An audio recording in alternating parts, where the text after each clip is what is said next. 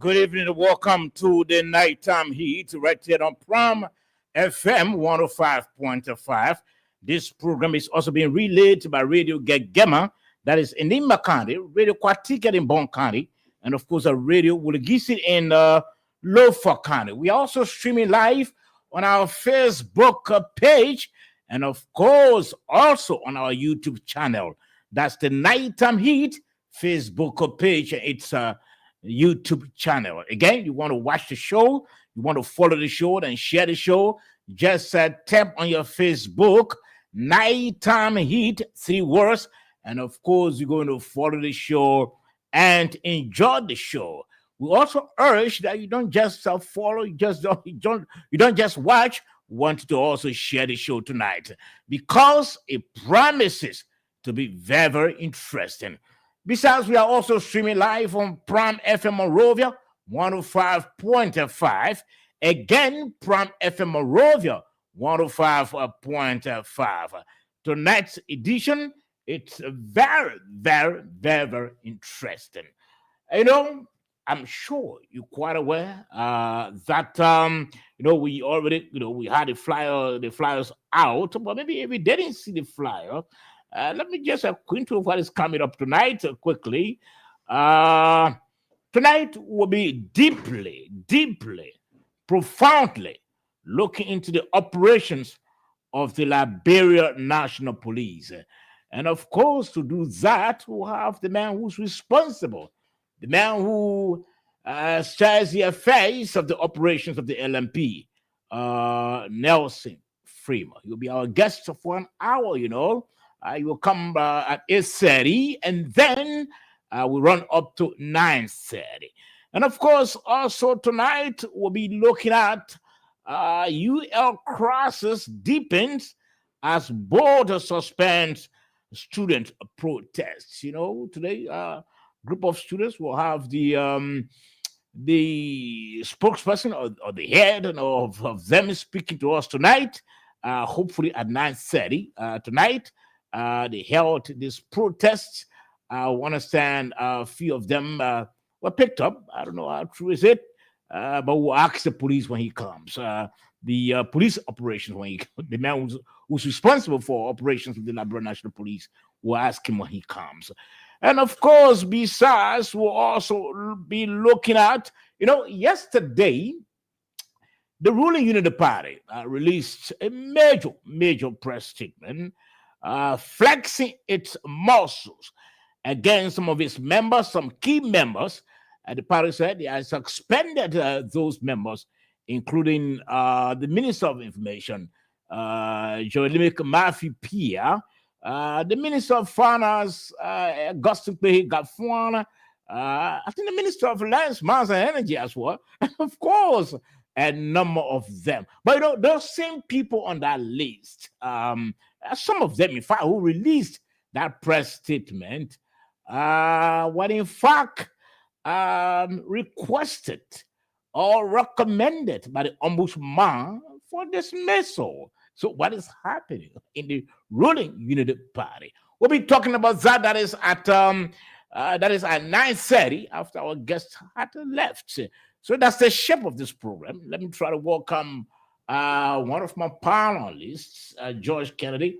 George, welcome. How was the weekend? Good evening, Saba. Good evening to our many listeners and to our technicians. Yesterday was my birthday, so yes, I spent the happy weekend very birthday well. to you. Yeah. Happy birthday to you. Amen. Happy birthday to you, dear.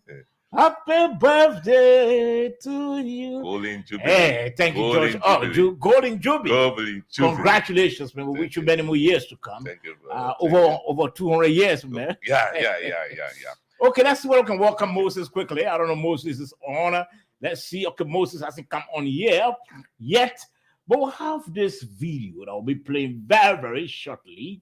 It has to do with what's been trending, since last night and this morning, involving the Minister of Information and a colleague of ours. What really happened?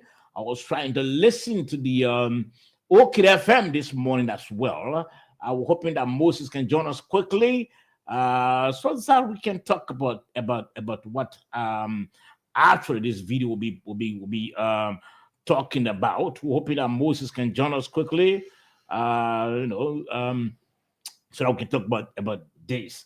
But let's see what we can play the video. It's about 10 minutes after 8 o'clock. Let's play this video.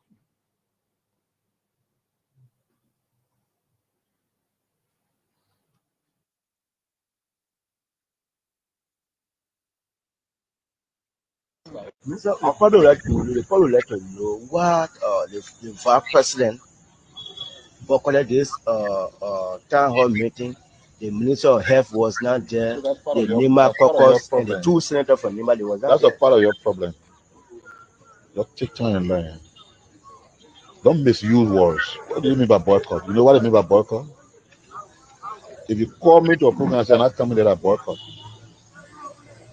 You know what issue the vice president had that enabled him not to come?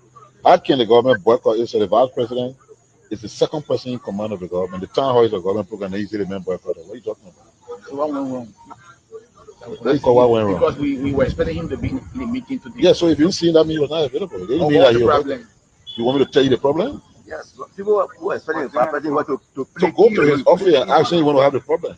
So, Honorable Mr. Today in the meeting, there were so many issues raised from the citizens. What are you recording? You see the problem I have with you? What are you recording? You brought up when you never give any attention. It's not there. Go to your deleted messages. You deleted it already. When you delete it, it goes to deleted stuff. Go to your deleted stuff. That's what I'm telling you. Then you want them on the telephone? Call that thing up for you. Yeah, so Don't call it or you'll get rid of your stuff. so I probably like to know what Okay, let's try to end it there. Let me ask you, George, what's your takeaway? Let me welcome Moses first. Moses, Sandy, welcome to the program. And how was the weekend? Very busy, very busy. It's good to be. You can see I'm driving, so I've been having a real busy schedule, But No. this is one of the commitments, It's good to be here with you guys. Yeah. Yes, thank you, Moses. How you doing, my brother? Yeah. I'm fine. I mean, you didn't say my birthday present, my man. Yesterday was George's birthday. You know why I did Golden Jubilee? Oh, my man, George, my man, I didn't know, my man. Your birthday was yesterday. Happy birthday, my man. Many returns. Thank you. Wow. Thank you. In fact, on behalf of the team, I just sang the birthday song for George. What a beautiful song he sang. Beautiful birthday song. Man, I sing very well. No, but my man, you know what, George, my man, you owe us. My man, your birthday can you tell us? That's all the man tell us, oh. I look on the shoulders. I couldn't see line. I look behind, no line. I look in front, no line. When I look up in heaven, I said, okay, but then let me get close my Okay, so gentlemen, let's start getting this. Happy birthday, George. Happy birthday, man. Many returns, my brother. Thank you, brother. Thank you so much. Thank you. So tonight, Moses, before you came on, tonight we'll be profoundly looking into the operations of the Liberia National Police. We'll have the deputy for operations, Nelson Freeman. You'll be our guest for an hour. 8:30, you'll be joining us up to 9:30, and then after which we'll be talking about the UL crisis. You know, the crisis at the university is still continuing. I'm sure you may have been aware that the board suspended student politics. So there was a major protest today at the university. And also we'll be looking into the UP flexing its muscles against some of its members, key members, including the Minister of Information, the Minister of Lands and Mines, the Minister of Finance, and many of them, in fact, the party said they've been suspended for delinquency. And of course, the party has placed a fine of $1,000 US each of them. I don't know, but some of those who took the decisions are individuals, in fact, who the ombudsman recommended that they need to be dismissed by the president for violating the code of conduct. So I don't know what's happening in the ruling unity party. We'll talk about that, but we just played the video that been trending involving the Minister of Information. Let me get your take. I'm sure you might have listened to that video first, Moses. Thank you, Zaba. Let me make this public disclaimer. The Minister of Information is my very good friend. We talk on a consistent basis. I even spoke to him yesterday.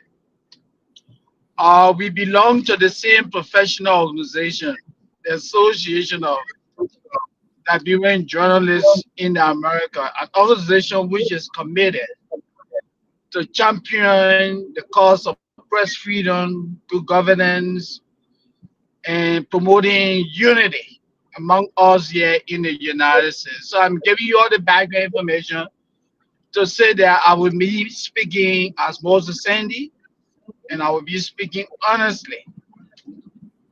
From what I read, I have a problem with Front Page Africa and OKFM, the way they are proceeding with this matter. It was reported that the minister deleted a video, or he took possession of the recorder of the reporter.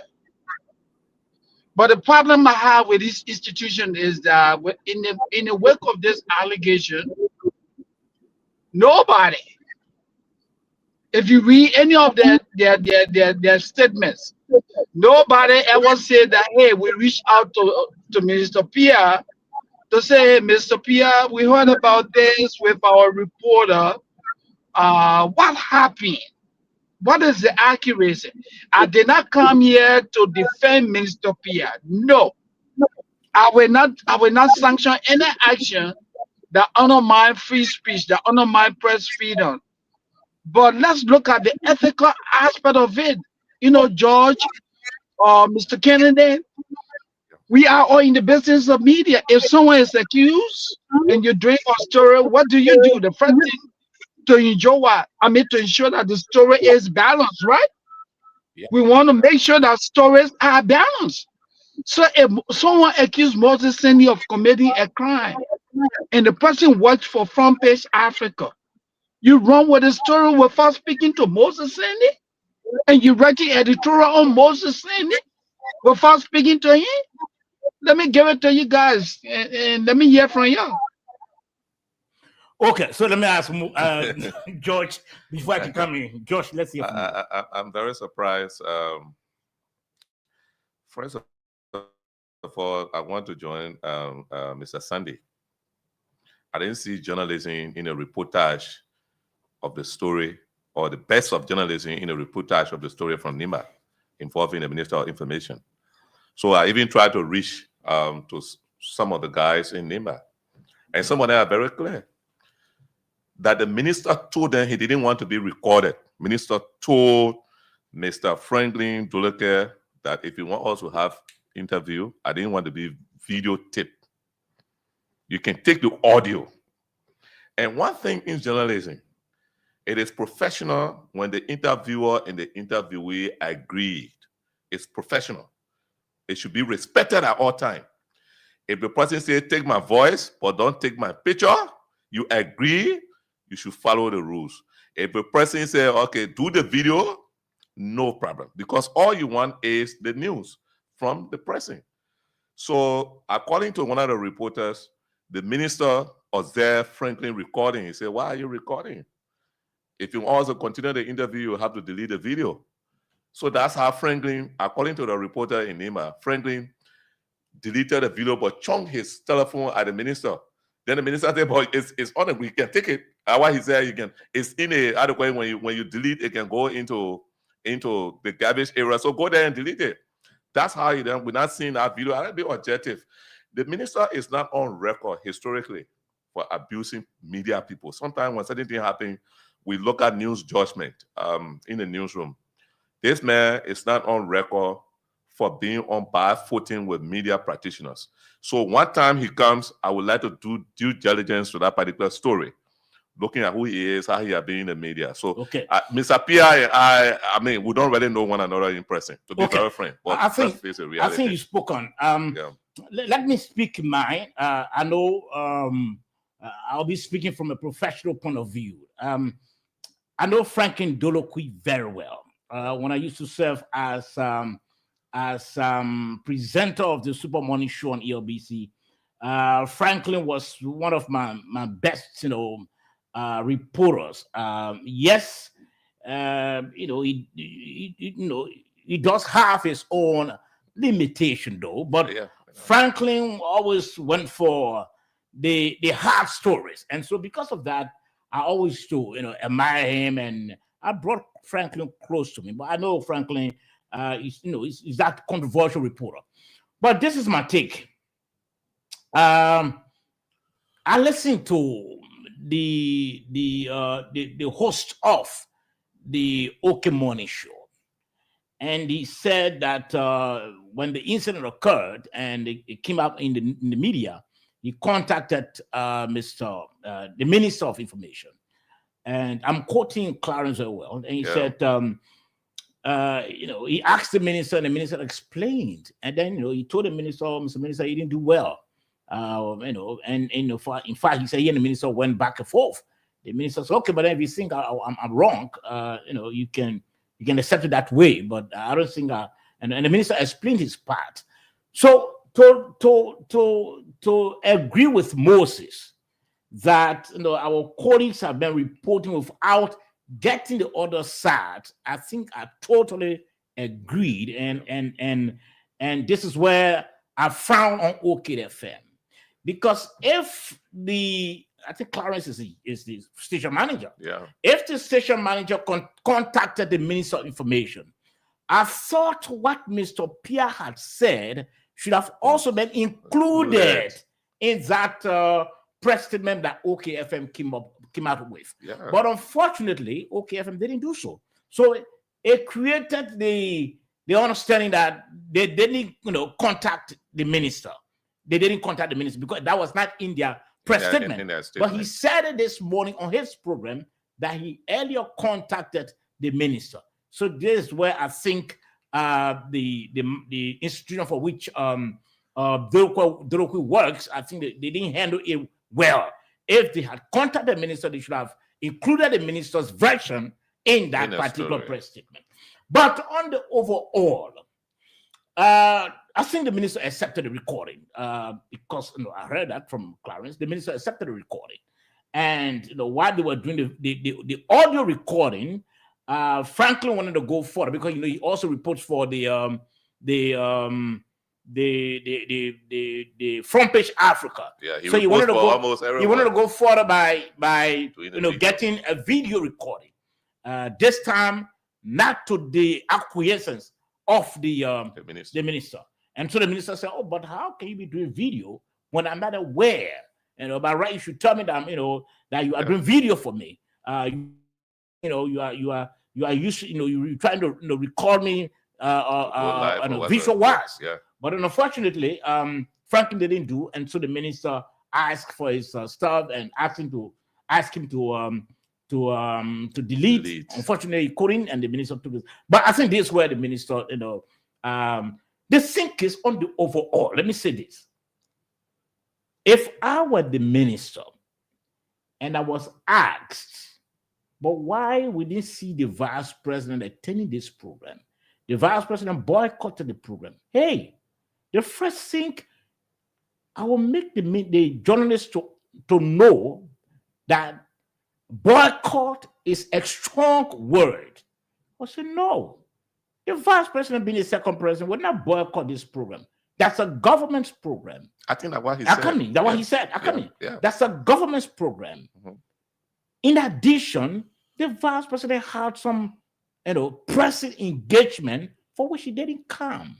So you leave it at that point. I know the journalists still want to ask provocative question. Oh, but the minister, I mean, you had it on your flyer that the VP was coming. Say, look, listen, I've said to you that the vast of this program, they didn't boycott, rather, due to some press engagement, he didn't come. You reduce the reporter in that faction. But to have a request for a statement, I think there were again the minister slipped a bit. He slipped a bit, but the OKFM family, they didn't do him well, and the other institutions that were put in the story, they didn't do him well. But they should have requested his side of the story and just report the two sides. But I think the press, have already set up an inquiry. That's the best thing to do. Yes, and so the committee will be speaking with Franklin Dolokwe. I understand Dolokwe has already requested the PL to intervene, and so the PL has set up that inquiry, and so they'll be speaking with the minister as well. So that's my take on the whole stuff. The minister should have just said, "Hey, boycott is strong a word." Franklin Dolokwe, I know him very well. He's provocative, and he came from some of our tutorship, and always like the hard news. So if he came up with that boycott war, Mr. Minister just told him, look, the VP will not boycott. The minister is fine when he says, do you know the meaning of boycott? The thing is, are coming. The thing is, Franklin will not know about boycott. Some of the journalists will just spew words. So they don't know the meaning of it. So the point is, that is why we always slip, Mr. George. You don't know the word. Why use it to interview someone? That's your own limitation. So you now, who is a top government official and a learned person, you educate a journalist. Let that journalist understand. So look, boycott is too strong a word. And besides, the journalist did not learn, then you go interview a learned person. The vice president didn't boycott, rather, he had some press engagement. But the Minister of Information is our friend, and I know that will be handled. Don't try to sugarcoat your picking. He messed up. He been messing up his history. Journalist, interview is a controversial guy. We know him very well. But I'm saying for the minister. For the minister portfolio, for his title, you should have just reduced that guy in a more formal and common way and just walk out of him. That's all. Look, what belief that we have as journalists? Listen. We feel that we are above the law. We feel that we can do anything. It's wrong. Listen. In the US, the media I was against it. In the US, we see Donald Trump taking issue with the CNN. Yes. And sometimes the CNN wants to interview. Sometimes he walks out of it. Yes. He walks, out of them. He doesn't respond to them. Yes. Look, certain people, certain journalists who want to be provocative, just play them low. Play them low. Answer the question in 1-2 words, and you move out. And left to them to interpret it the way they want to interpret it. But that stuff of asking for his recorder and all of that, I think the minister slipped a bit. Yeah. But I really understand. I'm hearing from reporters from NIMA who were present saying that the minister said he didn't want to be videotaped. And they agreed, they started going ahead. That's when the problem came, when he drew by, he started doing the videotape. No, I'm saying it was wrong. So you should understand, as a journalist, you are not above the law. Comrade. The interviewee got the right. Comrade. You want the information. So if you agree with the person, say, okay, this is how we're going to do it, you should respect it. We are not protecting. I'm not protecting the minister, though. I'm just protecting our own profession. I'm not also trying to defend. He doesn't even know me. I'm not defending what Dolokwe did. Like I said, I've been knowing Dolokwe. Dolokwe is controversial. But I'm saying in the interest of the minister, given his portfolio, just reduce Dolokwe. Dolokwe used the word, the vice president has boycotted. He said, hey, boycott is strong a word. In fact, the vice president would not boycott any national program of this nature without, the reason why he didn't come is because he had some pressing engagement. And then you walk out. You walk out and not to enter any sort of, brawl with him. Yes, Moses, let's hear from you quickly. Yeah, but look, so like George said earlier, the minister asked the man, do you know what it means to boycott? The minister was literally teaching this guy that he didn't know what he was talking about. Because when you boycott, it's a deliberate refusal to attend. And and then he said, look, if you want to know more, you can follow up. But I did as a government program, and there was no need for the vice president to boycott. And then one thing I also want to say here, like George said, let me say something. When I spoke, yeah, okay, go ahead. You said no, yeah, you keep out. Yes, frankly, Moses, when the minister said that the vice president could not boycott this program, it's a national program. I expected that people you will have followed by saying the vice president had please take this call quickly. The vice president had some pressing engagement for which he couldn't come, but he didn't boycott, and boycott is strong the word. And then I expected that the minister would have just walked out of that. I'm saying in the future there will be journalists who are provocative. Don't entertain them. Answer their questions and walk out of them. You are a government spokesman. You are highly respected. You are highly respected, and you have your integrity. You have your job to protect.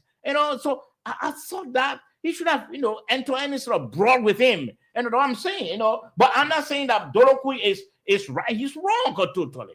And the OK management didn't do the minister's justice. If they spoke with the minister, according to Clarence, they should have also inserted that his version. They should have inserted his version in the story. In the story, you know what I mean? It is the OKFM story that many of the other outlets were republishing, were rebroadcasting. It is the OKFM. So if they inserted the minister's version, that would have been okay. So they didn't do the minister's justice. Equally so, I'm saying Dolokui didn't do well, but for the minister's integrity. Now, Dolokui and him, they can, that two of them, they come and set up inquiry for, it should have happened. That's what I'm saying. So in the future, people that Dolokui then who don't maybe understand English, I know Dolokui very well. Dolokui is controversial. Like I said, I was at the LBS serving as the host of the Super Money Show. I was always interviewing Dolokui. Dolokui complaint was always coming. So I know Dolokui is a controversial reporter.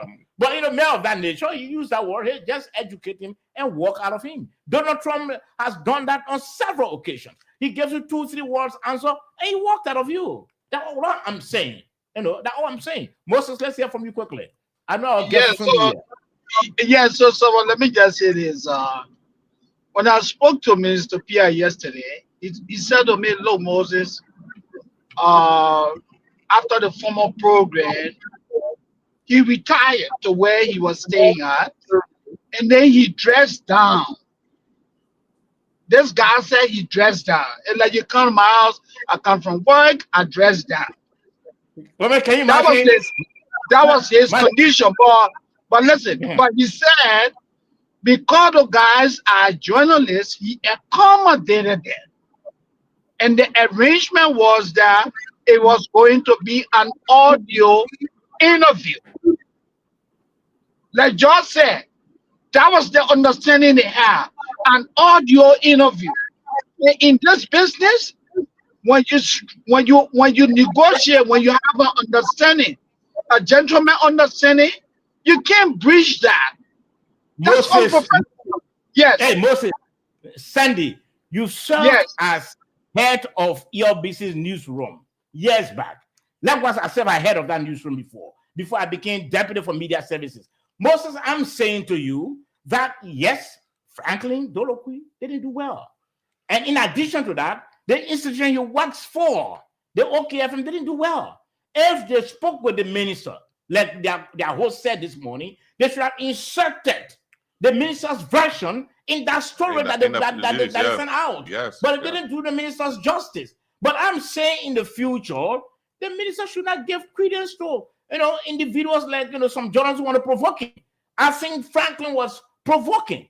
If you saw him recording you, and he asked a question, hey, Mr. Minister, the vice president boycotted your program, you just need to understand, hey, Franklin, the vice president didn't boycott any program. And boycott is a strong word. Instead, the vice president had some pressing engagement for which he didn't come. And then you walked out of him. That's what I'm saying. That's what I'm saying. Then the minister, by now, if you listen to some of the radio stations, people are being critical and saying things that the minister doesn't have any record of bullying journalists. I don't know him to be that type of person. In fact, like I said, when I used to serve as host of the Super Money Show, every Wednesday morning, I had a slot for Minister Pia. He was then the presidential press secretary. Every Wednesday, I had a slot for him. So I don't know him to be somebody who bullied journalists or assault journalists. No, he's not that sort of person. I'm going to say in the future, if somebody comes to speak a word that they should have spoken, make them to understand, educate them, and then give them the answer, and you walk out of them. You walk out of them. That recording he was doing, that was totally wrong, though. But just walk out of him and let him carry this, what the information, the answer he given, whether 2 words answer, whether 3 words answer, let him carry it. Giving your position as minister, giving your integrity in society. Dolokwe has nothing to protect. That's what I'm saying. Yes, George. Okay, we understand that our guest had to go to ELBC. He thought I was there. But he's on his way back, he has his ring, so he's on his way back. But he went to ELBC singing, I was still at ELBC. I'm not there anymore. Yes, George, let's hear from you. George, man, you enjoyed the birthday, my man. You still got your... Okay, open the lines quickly and hear from a few of our callers before the guests can come. 0778-460-793. That's the number to call. Again, 0778-460-793. That's the number to call. Today, we'll be deeply looking into the operations of the Liberia National Police. We'll be talking about general crimes situations, the issue of traffic enforcement, the issue of continuous protests. Just today, again, police were on his feet trying to pull down the protests. The issue of police improprieties, and we'll be looking at all of that tonight. But in the meantime, let's try to open the lines and hear from our callers as to what they think about our analysis concerning the situation between the Minister of Information and Franklin Dolokwe. Again, 0778-460-793. That's the number to call. 0778-460-793. You call that number or you call the Lone Star number. Let's hear from Mr. David Coty quickly. David, let's hear from you. Thank you very much, and good evening to your 2 panelists, your 2 colleagues. As usual, I listen every day. I got my alarm clock set. I haven't called to participate in the discussion, but to say happy belated birthday to my friend and brother, Mr. Kennedy. And I wish you could become a centenarian. Thank you very much. Thank you. Okay. Thank you, Dave. Thank you very much. Thank you. Good Thank you, Dave. Let's take this call on the line quickly. Good evening. Okay, it seems the caller is gone. 0778-460-793. That's the number to call. Again, 0778. Good evening. Yeah, good evening. Let's hear from you quickly. Let's hear from you quickly. Okay. Yeah, let me appreciate it for the conversation.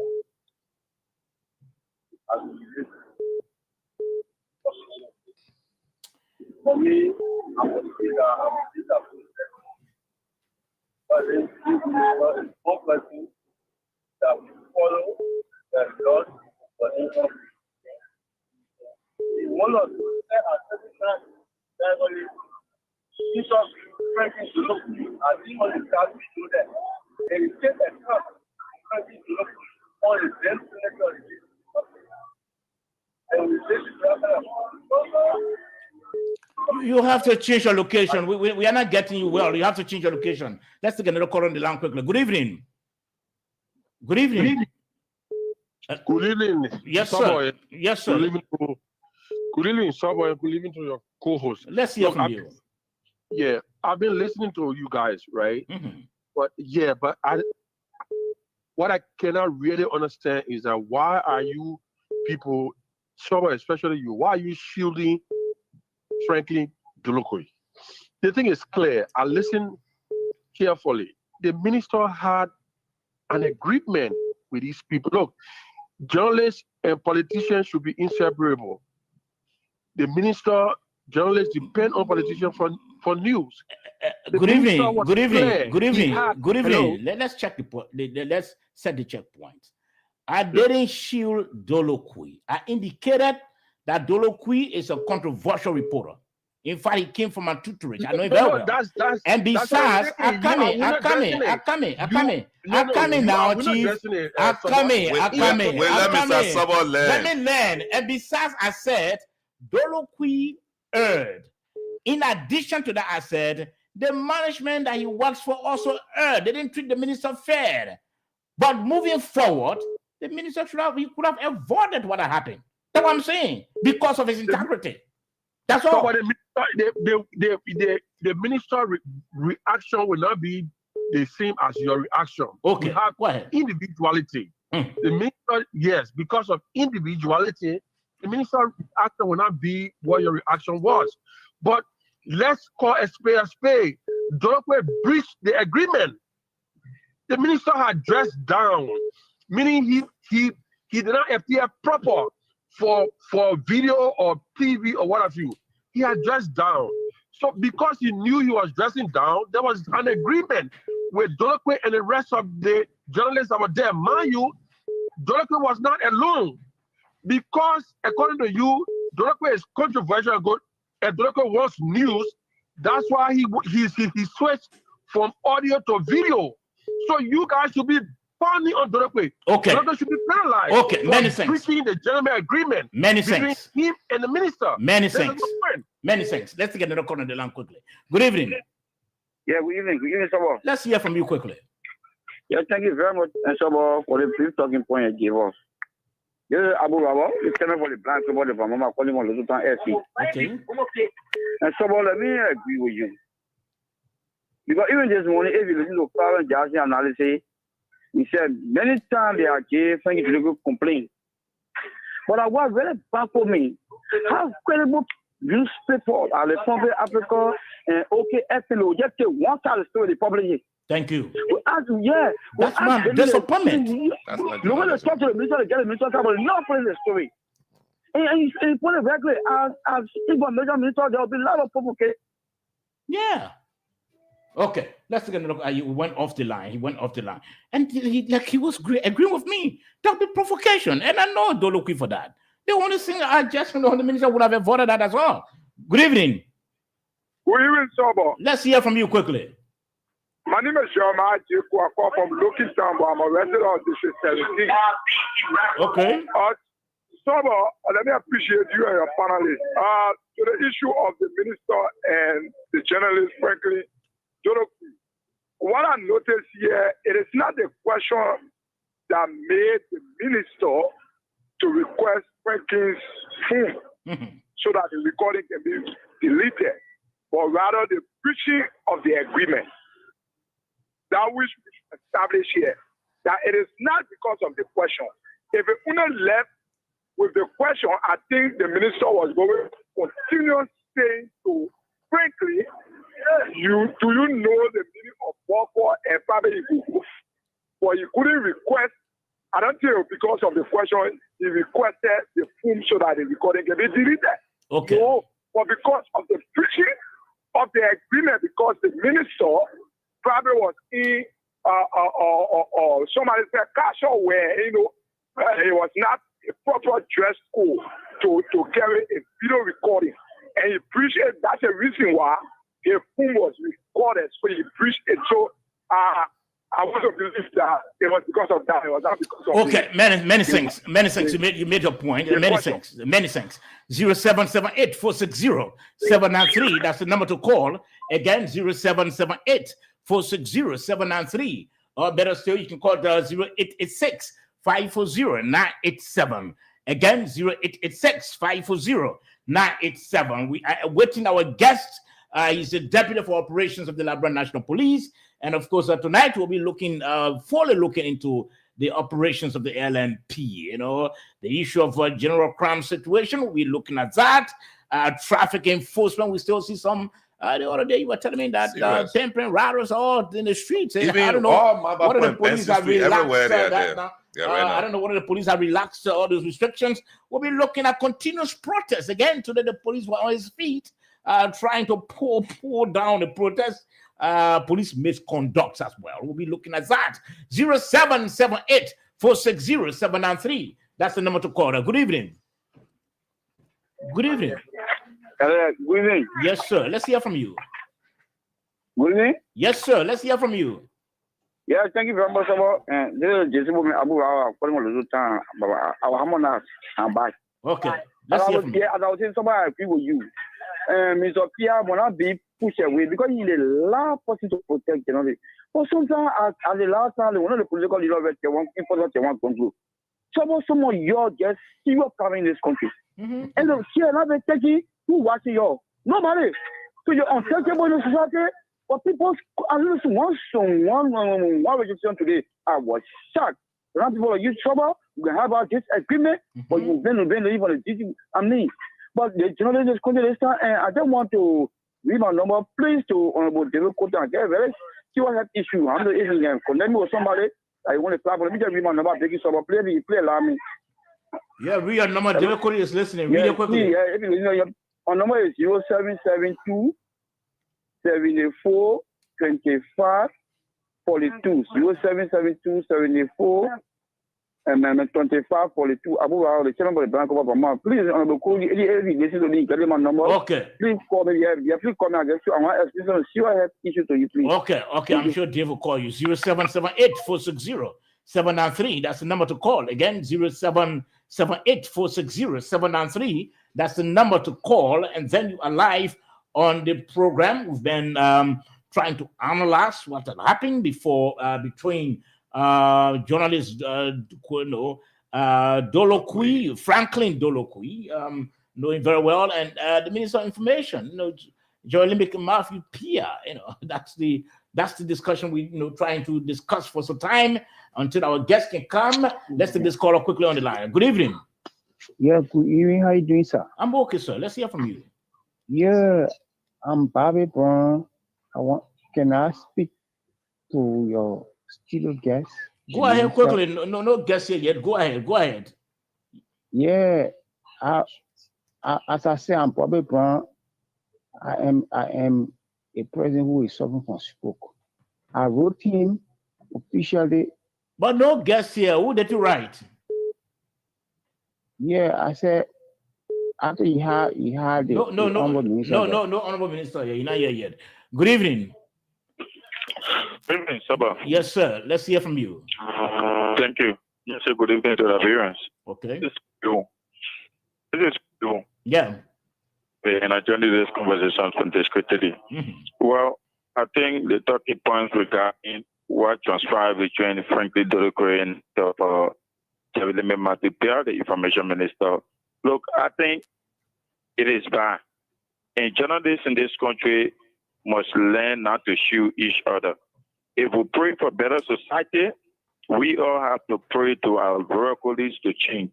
Other than that, these guys will spoil the entire media. And this is why the last time when John Gonglo made a statement about the media, we saw all the different journalists coming out to defend and shape the bidding on political commentator and politicians manipulating the media. No, this is the personal character of everybody. Every sector has challenges. But if the media groom or the professional who are there cannot muster the courage to point out these things, all of them will take the belief. It was very bad for Franklin to have violated. And if I want to listen to some show, they say, oh, because the Pia is a public official, no. When you're a private official working, it means you have no right, all of the right now being relinquished from you because just because you serve in the country. No. Okay. Everybody has that right of privacy. If they met you, let's agree on this. You should follow by that and don't violate the man right. Okay. Man, let's take this call on the line quickly. Good evening. Yeah, Mr. John? Yes, sir. The fellow who called and mentioned my name asking for some direction on his medical issue, please tell him to call the number again or please take my number. If you are still listening, my good friend and brother, please take my number down. It's 0777 51 1977. 0777 51 1977. Just remember the year 1977. It's the same thing with Lone Star. 0886 51 1977. Please call me or please read your number back. Thank you. Bye-bye. Okay. Many thanks. Just text it to him. Many thanks. 0778-460-793. That's the number to call. We are waiting. The deputy for operations of the Liberia National Police is shortly be here as our guest, and of course, we'll be looking at some general crimes situation tonight. The issue of traffic enforcement, continuous protests, and of course, some improprieties of the Liberia National Police. But gentlemen, while we start with calls, what your take, Moses? Let me hear from you. From what you gather from the callers. Well, I think everyone, from what I'm hearing, I would say about over 90% of the people agree that journalist Dolokwi was in error. And it is so sad that Front Page Africa, one of the most powerful, respected media outlet in Liberia, opted to write an editorial on this thing, coming strongly on Minister Pia before even giving him the benefit to be heard. You don't treat people like that. You don't. That's not journalism. OKFM, you said you reached out to this man. The man provided his side of the story. But you wrote a press release before even giving him a sentence. That's not journalism. That is not what we study in the School of Communication. I don't know the type of journalism some of the guys who are media managers are practicing in Liberia. How do you treat people like that? I think it's a good show, gentlemen. It's a good show. Okay. Yeah, I'm sorry. That story would never have been published by the Daily Observer newspaper. That's not journalism, as Mr. Sandy said. That's not what we were taught from the classroom to the practice of journalism. Journalists are not above the law. Mm-hmm. When we did journalism to some level, we're taught media law and ethics.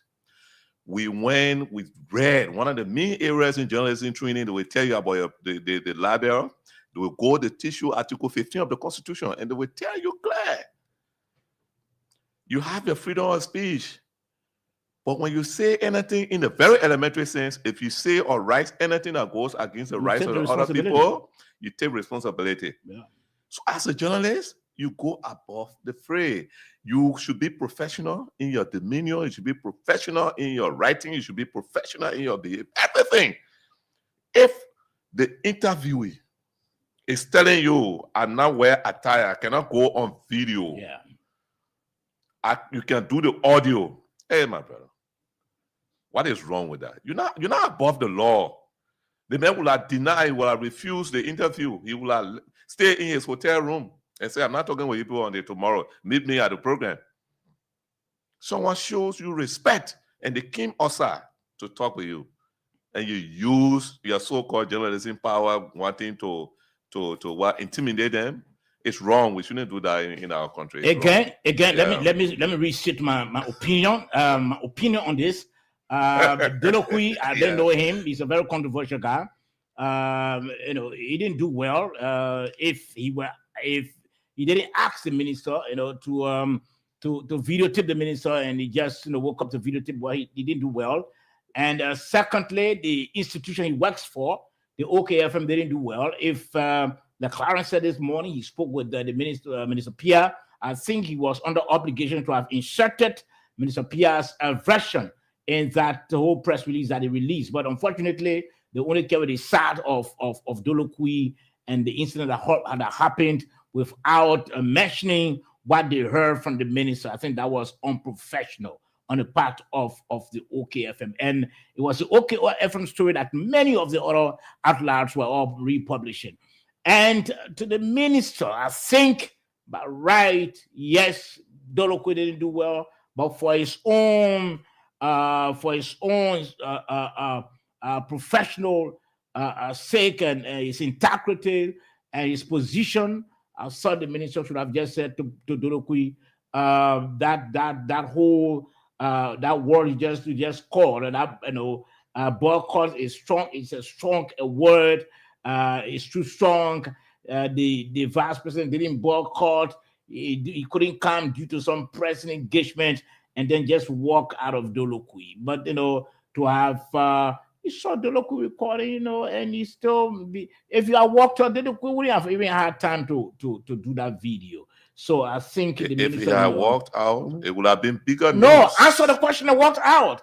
You answer the question that the minister didn't boycott, and then the minister didn't. I mean, the vice president didn't boycott. Rather, he didn't come because of some interview you. You agree. You come. I But you, then he's- you walk out. No, That's the but story. no, that's no. That's No. journalism. No, That's but the I'm not story. saying with any answering. You're not getting me clear. Yeah. I'm not saying with any answering. Yeah, I'm yeah. saying after you said to the journalist Yeah. that the journalist is using a strong word like boycott, and the vice president didn't boycott. He can't boycott any national program of this nature. He didn't come because of some press engagement, and he walked out. That's the answer.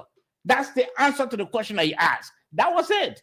And he would have avoided all what had happened with, because we don't know Minister Pierre to be that, to be of that nature. He had not bullied journalists. Like I said, I know him very well. I was on state broadcaster. I had almost every Wednesday for him to cover the presidency. He was then the press secretary. Every Wednesday, in fact, I had a song for him as well. So I know Minister Pierre like I know Dolokui. Dolokui is a very controversial guy. I know Dolokui. He's provocative. I know him very well. You listening to the SMS? That's not the SMS. I hope I wouldn't make a mistake. I always say the super money. You're listening to the Prom to nighttime heat right here on Prom FM. We still are waiting our guest. But in the meantime, gentlemen, while we wait our guest is on his way. He just texted me that he made a mistake to go to state broadcaster, but he's coming back. He's on his way. Let's try to talk about this, and let me just read this. It's part of our talking point after the deputy of the police had left. But let's just discuss it while he's still not here yet. A ruling unity party suspends 28 ranking members for delinquency of duties and neglect of party. In a major disciplinary move, Liberia's ruling unity party, the UP, has suspended 28 ranking members of its National Executive Committee, including Finance Minister Augustin Kpehe-Gafuan, Information Minister Jeremy Mafi-Pia, for 1 month over what the party describes as delinquency in duties and the persistent neglect of party responsibilities. That decision, announced in a press release issued on Sunday, that was yesterday, follows a special sitting of the NEC held on September 13, during which the body resolved to take strong measures against internal complacency and absenteeism. The suspended officials were cited for repeated failure to attend NEC meetings and for not participating in key party activities despite receiving several warnings. Okay, let's continue. Okay, they have a couple of names here. But this press release was signed by who? Was signed. I'm trying to look for the person signed the press release. I'm not seeing the signature there because I think the press release should have been signed by the Secretary General, right? Okay, so let me get your take, gentlemen. Let me get your take. Approved by the chairman. And approved by the chairman. Let me get your take, Josh. Okay, you can begin with that. You are inside. Let's hear from you. How you can do it in a party? I think the whole thing is it is good to sanction your officials as a political party if you see them in some form of neglect. Mm-hmm. But if I see a statement, I have not seen it officially, the signature of the Secretary General and the chairman of the party. I see it as I'm not saying that it's not real, because I've seen the official logo of the party, and so. But if you sanction 28 top officials, including the Maritime Commissioner, or almost everybody, all the big people in government, and you find each of them 28. I mean, 1,000, that's $28,000. That's small money for the party to push for its own development. But actually, affront are those who are holding positions in the party and they downplaying the party. You cannot ride on the institution, and as the party tries to restructure itself to see about its headquarters. Okay. How to then you don't go around, you neglect the whole party. Okay, The first thing, let's look at the the validity of that one. I of- went first. uh-huh. Let's look I at didn't it. see. I've not seen Do- the signature of the Secretary General Okay. or Amos Square. I've not seen the approval signature of the chairman of the party. Okay. But I'm also not. I cannot also say that and say it's invalid because Why? probably the person who publishing it on Facebook caught that aspect. I don't know. But But I would no. already love Okay. to see. All right. Let me hold you there. Let Yeah. me speak with Mr. Sandy. Mr. Sandy, you listened to the press statement that I read. A couple of key members of the Unity Party, you know, the party tried to flex its muscles, suspended them for 1 month for delinquency. But we didn't see the signature of the Secretary General, who's the MD of LPRC, Amos Square. We didn't see a signature, and we didn't see the signature of the party's chairman, right? Reverend Rudolph Tappe. So do you see this being valid? Let me hear from you, Moses. Well, I know this is a very salient question, but this does not in any way insinuate that what is in the public domain is inaccurate. It has to be further investigated. However, what I would like to speak to is that what is happening in the UP is not unique to the UP.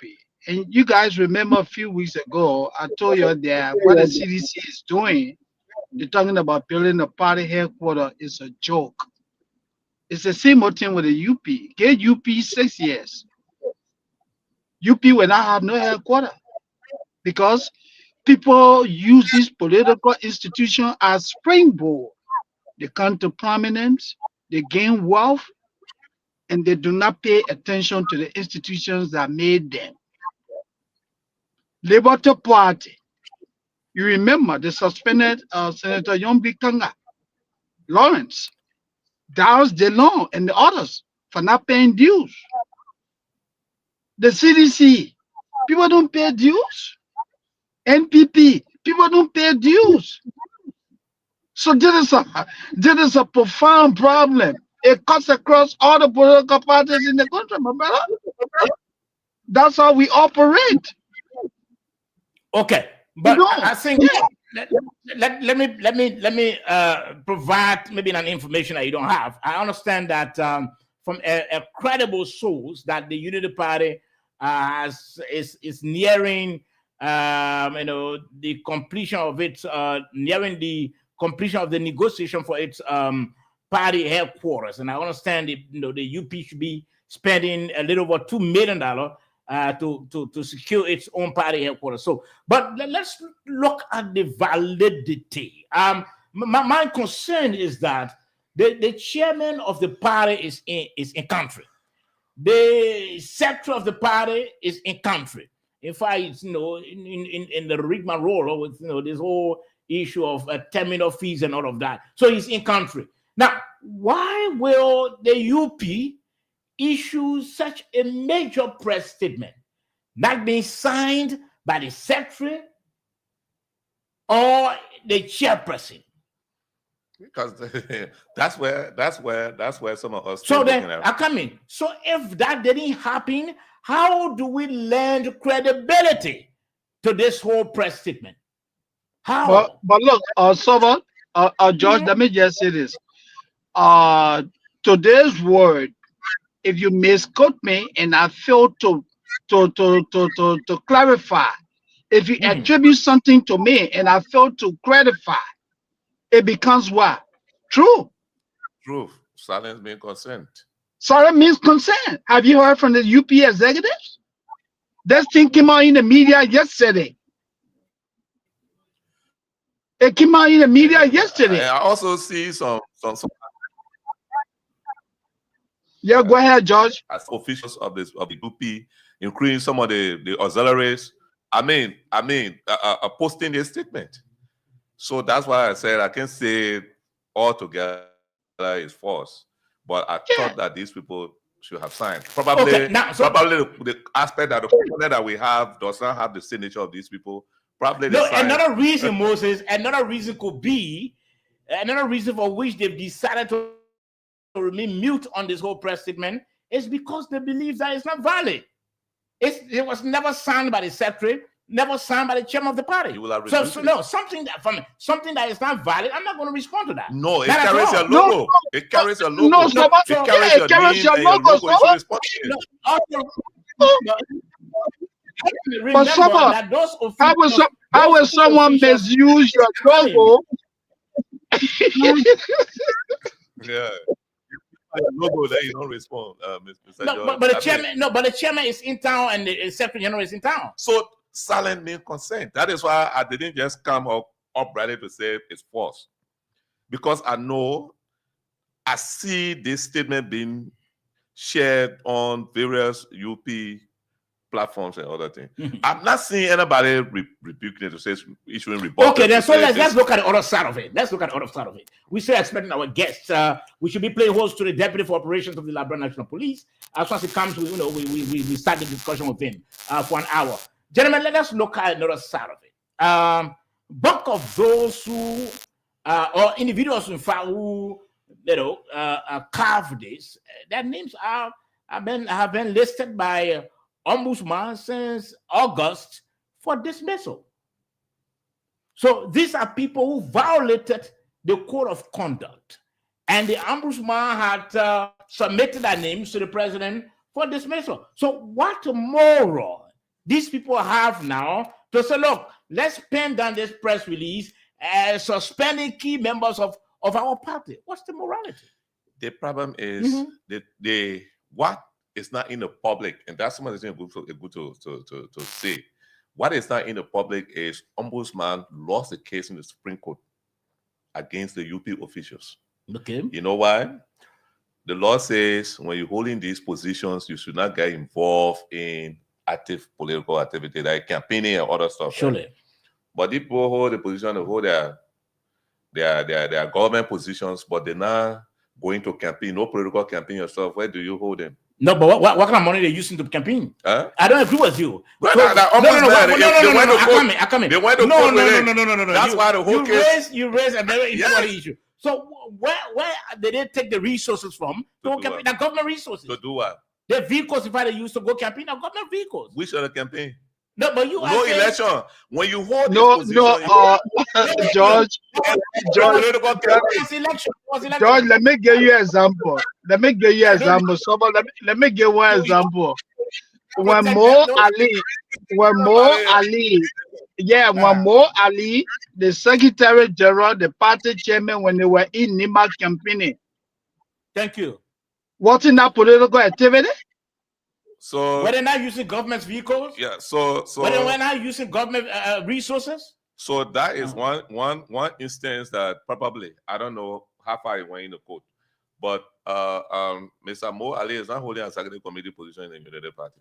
No, but what's about the tour? Fine. What's about Mr. tour? Tour, but I don't know how far that went. I won't sit there and lie. But the truth is, the ombudsman, the code of conduct says you cannot hold these positions. Okay, we'll try to bring ombudsman and then go to campaign.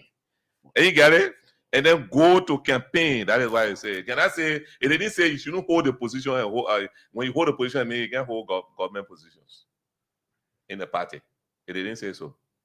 George, what the law say, Mr. Kennedy, the law says that when you hold a appointed position, you cannot be actively engaged in political activities. Surely. So the chairman of the UP who having to be chair of the NPA board of directors, the man was in Nima campaigning. That runs contrary to the code of conduct. If that happens, The that's Secretary General. but I can tell you, holding the position and holding government position is not it. But if you hold that position, the government position, and then you go during campaign time to go campaign, that's where the ombudsman, that's where the law front at, because they don't want you to do conflict of interest. Okay, they don't want you holding the public office and use the authority in that office to go influence the election. I believe that's the intent of that provision in the code of conduct. But Okay, so Mr. Kennedy, let me ask Mr. Kennedy this question. Do you remember at one point when President Boubacar asked his UP people to decide whether they're going to be in government or go back to the political parties? Do you remember? Yes, I do. Okay, I do. why has he not taken action to correct that problem? Because if people are saying, so they went to court. You see, this is democracy. They went to court. Probably they felt that the president, the code of conduct was being misinterpreted to the president.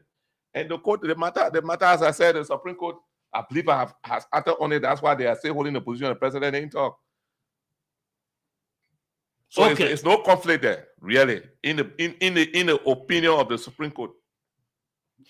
Okay, gentlemen, you're listening to the Nighttime Heat right here on Prime FM 105.5. This program is also being relayed by Radio Gagema in Nimba County, Kwatika, and in Bon County, and of course, Wurugisi in Lofa County. We are also streaming live on our Facebook page. That's the Nighttime Heat Facebook page. We are also streaming live on our YouTube channel. Again, you want to follow the show on YouTube, just tap Nighttime Heat. And of course, you subscribe. You're going to watch the show on YouTube. Besides, we are also streaming live on Prime FM 105, Prime FM Morovia 105.5. Again, Prime FM Morovia 105.5. Our guest has just walked in, so I'm sure we'll have to, because we've just concluded our analysis on the issue regarding Dolokwi and the Minister of Information, and then the UP flexing its muscles against some of its members by suspending them for delinquency. But you know what remains unclear is that, or what would mean not unclear, but what remains clear is that statement, you know, it remains invalid. We didn't see any sort of signature of the Secretary General of the UP, or not of the chair of the UP, Reverend Ludo Tabe. None of that signature. No, so you can't say the statement remains invalid. No, we do not have the evidence to show that. We have not seen the evidence. No, but I mean, we didn't see that signature, so it remains invalid. It still remains until the party can come to clarify as to whether yes, we don't know about it, or no. I mean, no, we don't know about it. Or it's possible that somebody could conclude something. We see auxiliaries of the party sharing this particular statement on their various pages. Okay. So let's leave that. Let's leave that. Gentlemen, we have to let me leave it with you guys now to welcome our guests as part of our tradition. We have the Deputy Director for Operations of the Liberia National Police in studio, Nelson Freeman. I'm sure many of you you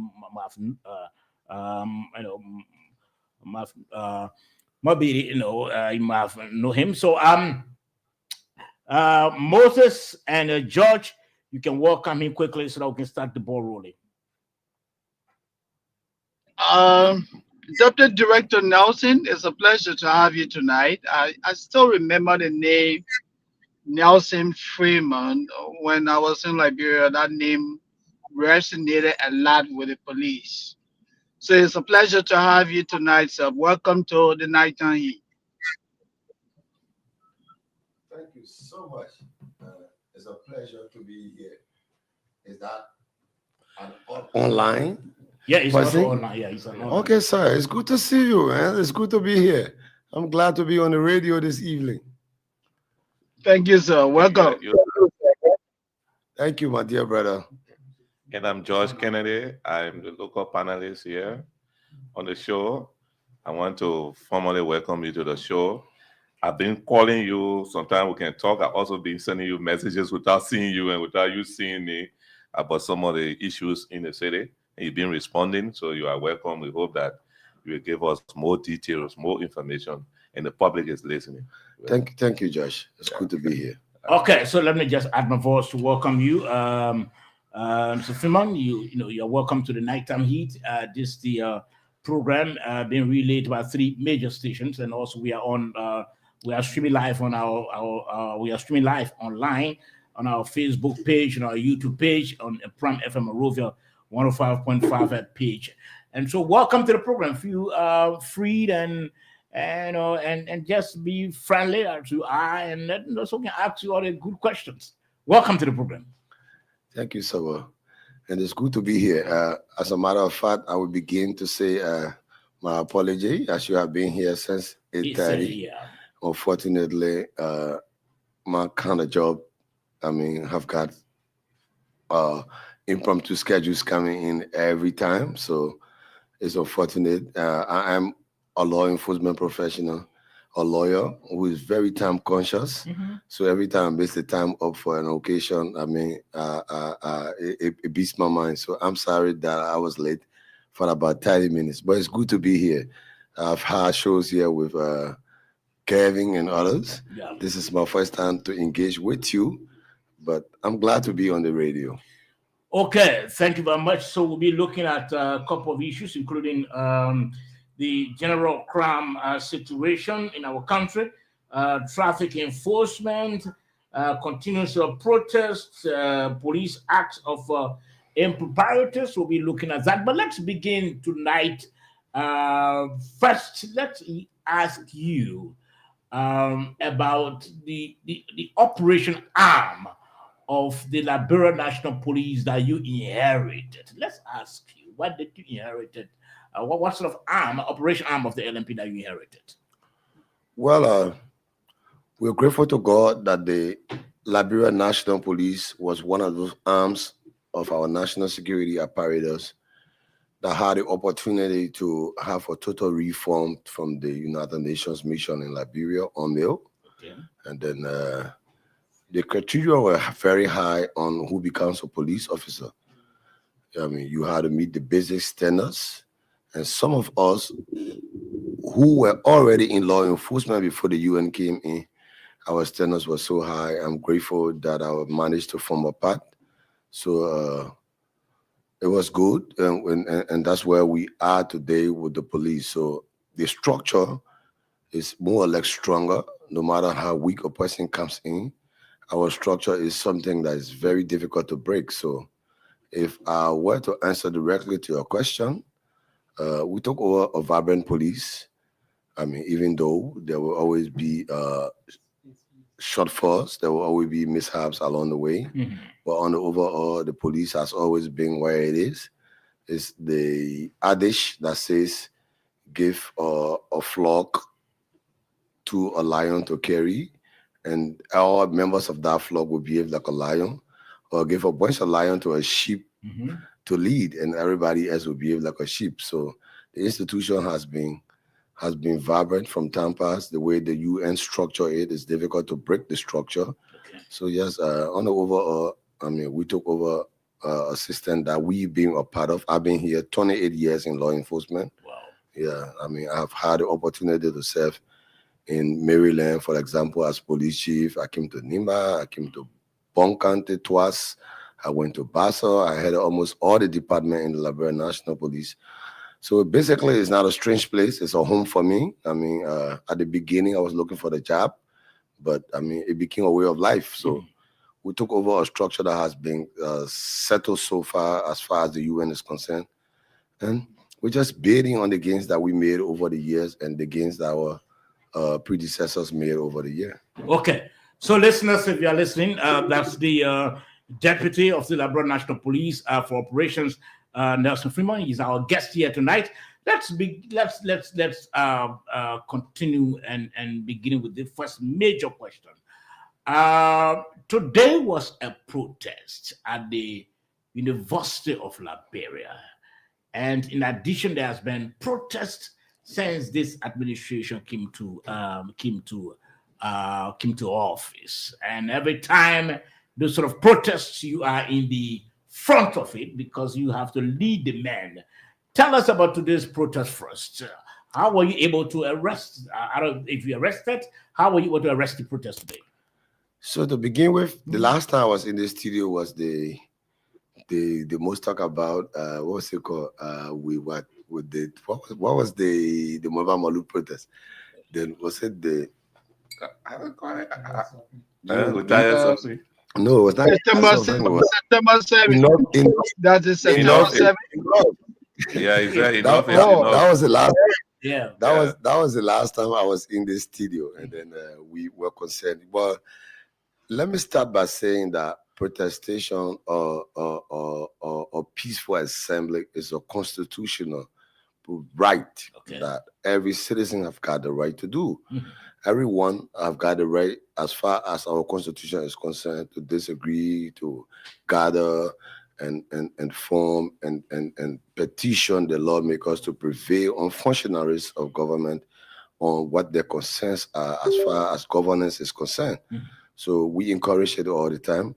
The only reason why we press all the time that it should go through the Ministry of Justice is to ensure that we don't have a conflict, to ensure that we have a meeting of the minds, so that our people who are dissatisfied with certain functionaries of government or governance issues can be able to address it in a way that will not infringe on the right of other people who are not interested in it at that point in time.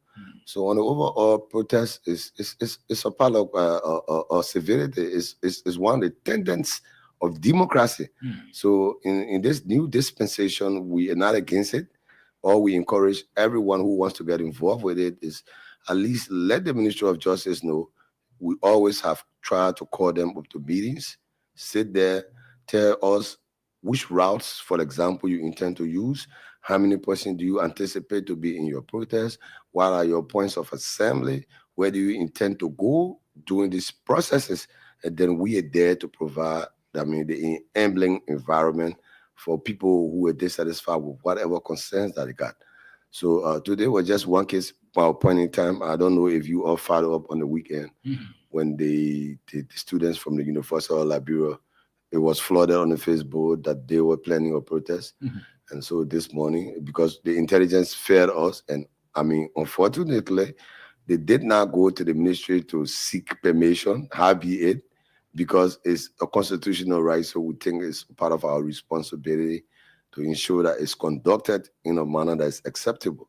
So today, so you allow them to bend your rules. Absolutely. They're not bending rules.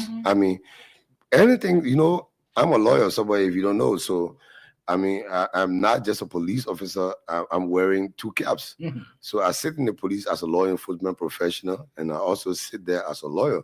So every time issues of such come out, my concern is how can we make sure that the laws are respected? So these guys, in as much as they did not inform the Ministry of Justice, they still did not stop us from providing the security as long as they remain peaceful. So this morning, I live in Mount Barkley as for full disclosure. So this morning, my work started from the Fenner campus. So I went there. I met a couple of them and told them, look, guys, you've got a right to protest. You got a right to express your dissatisfaction in whatever manner and form. All you owe society is being peaceful. And the guys on the LU campus today they conducted themselves to a larger extent very peaceably. Unfortunately, 2 persons were picked up from there. So have you ever thought about somebody leaving their house and putting rocks in the back bag and put it on their back and come up on campus? That was the case of one of them today. He was arrested with a backpack stuck with rocks. We are at some point in our time, in our upbringing, might have been belligerent to some extent. But if I'm a student, for example, and even want to go on the extreme, I will find one rock where nobody's looking at me. Maybe I throw one and I'm hiding my hands. But you know what it means when you put it in your bag, put it on your back. So it's premeditated. And so he got picked up with another guy. Two arrests were made today. And then the rest of the group from University of Liberia, which was the second version, took to the streets. I don't know if you are in town today, but our officers followed them all through. Accordingly, they had a petition. They said they wanted to deliver to the University of Liberia. Our guys guided them through the process. They came all the way up to Mamba Point, deliver whatever they wanted to deliver without any violence, without any situation, and they went back on their campus. And when they got back on campus, it became a little belligerent, and we had to contain the situation. So basically, that was what unfolded today. 2 persons were arrested. And what we started to do now, and anybody who found themselves in such situation, as long as you enter the police station for the wrong reason, will roll your fingerprints. Thank God we started to have electronic systems now. We'll roll your prints, and it might just serve as a hindrance for you in the future because you're a young man. You're a young woman. You might want to have jobs. You might want to travel one day. And when you come for your records, obviously we're going to pull them out and let the public know that this was your behavior sometimes back in the sojourn. I mean, that's a university. They got the right. Obviously, I mean, they got some genuine reasons. Yeah. I mean, we all are Liberians. We all look at the university. We see there's some things that needs to be done.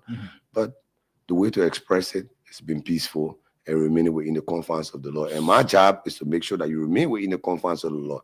Anything other than that, of course, I have to go across to make sure that the law is meeting. Okay, so you arrested 2 persons today. 2 persons were picked up today from the Fenner campus. How soon are you going to forward them to court? I'm very sure tomorrow they'll be processed. Okay. George and Moses, let's hear from you. Your question. Yeah, great explanation.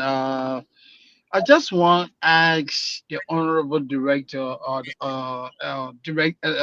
deputy director for operation. He made mention about. I like to be called Nelson, if you wouldn't mind.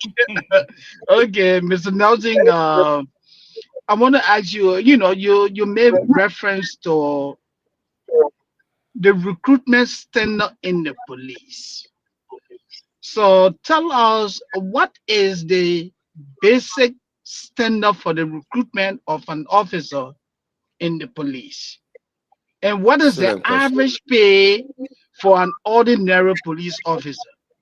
These are the 2 questions. Your basic standard. What is it? High school, middle school, college graduate? Tell us that standard. And then what is the average salary of a police officer in Liberia? Thank you. Good question. So the basic standards, I might not have everything in my hands here, but you must be between the ages of 18 to 35. And the reason for that is that too much money spent on a single recruit to go through the walls of the academy. We provide them training suits. We provide them meals 3 times a day. We provide them PT gears. We provide stationaries for your training.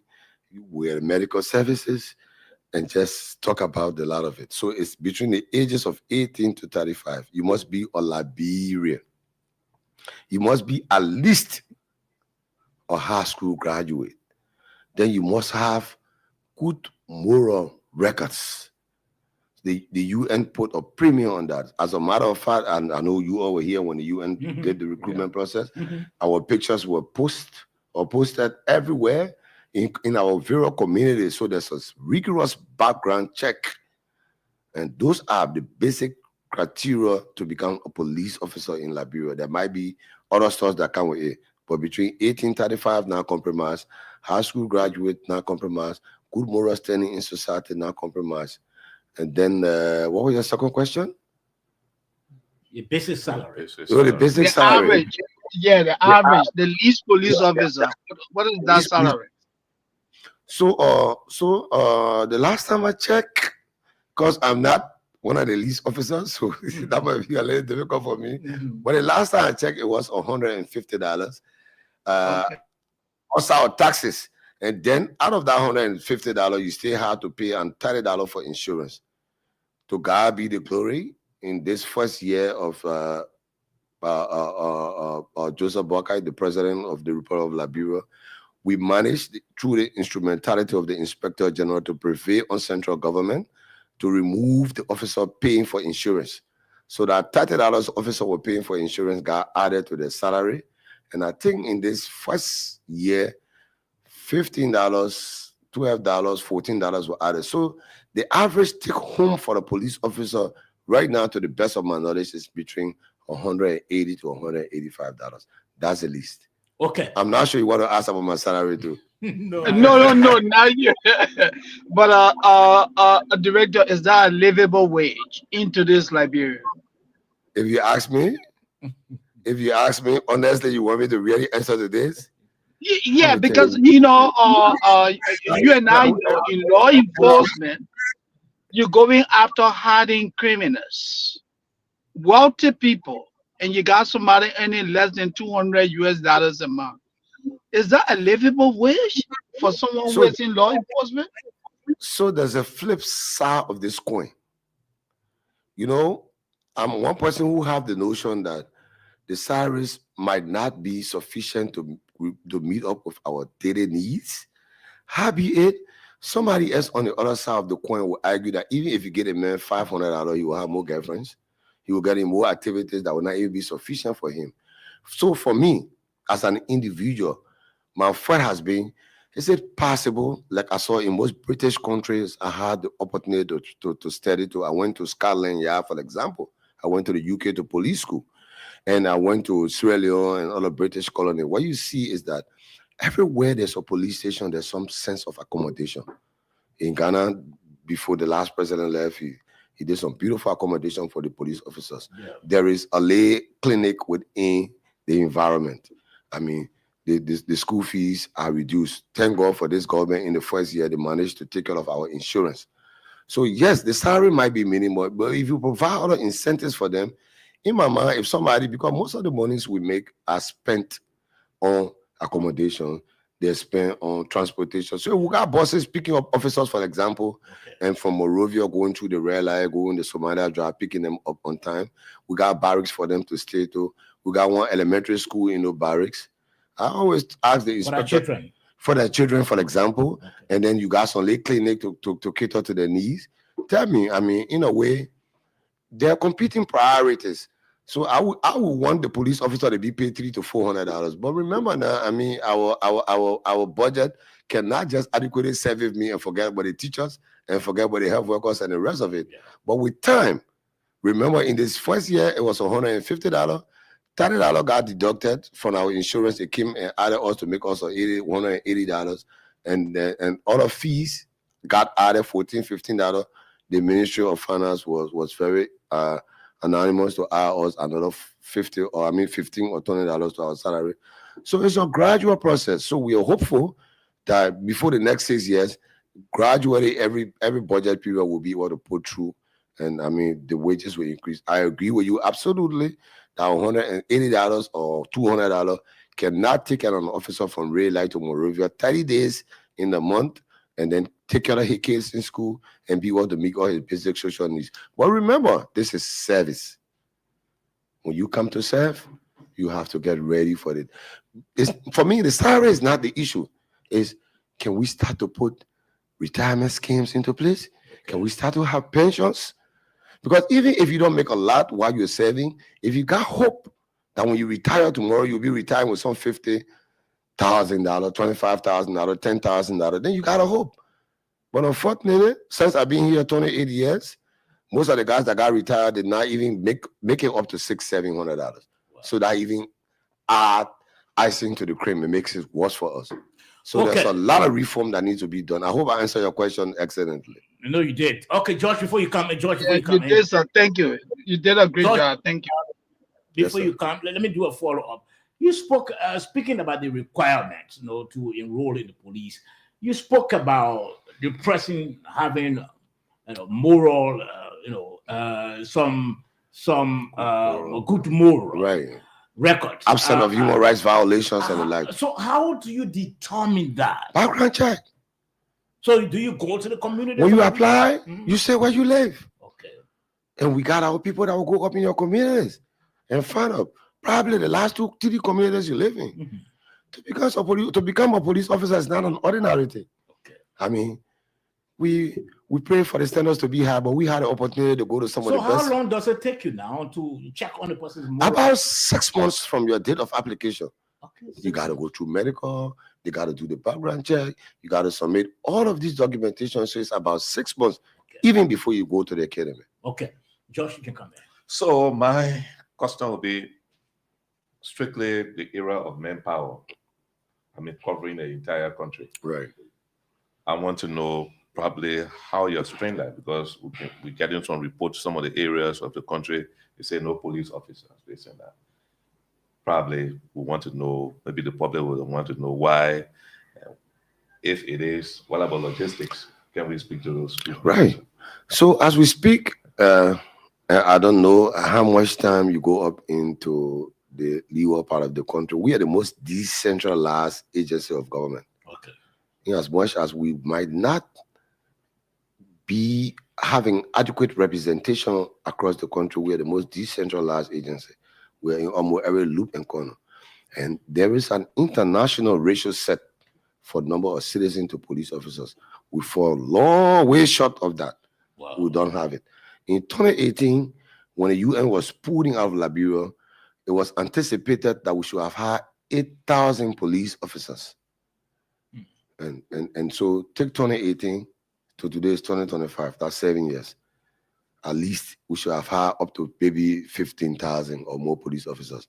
We are way less than half of that number.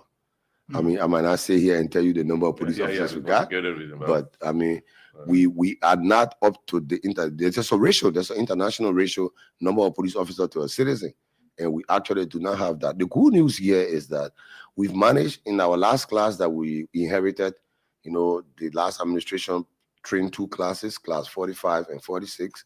We've managed to start to populate the leeward counties in recent time. Okay. That was a serious project of the Inspector General. And some of the officers, the ones that went to far to reach places like Maryland County, took up to $400 as hardship allowance for taking up those assignments to those places because they're leaving their family. We're also aware of that. They're leaving their families. They're getting separated from their loved ones, and they have to go to the leeward counties. Rewa says, for example, I got a number in my head. Rewa said had 18 officers. We managed to put 20 new officers into Rewa says quite recently. So, I mean, imagine that we double that number. Every other far to reach place has been populated in quite recent time. It's not enough, don't get me wrong, but we're doing all we can.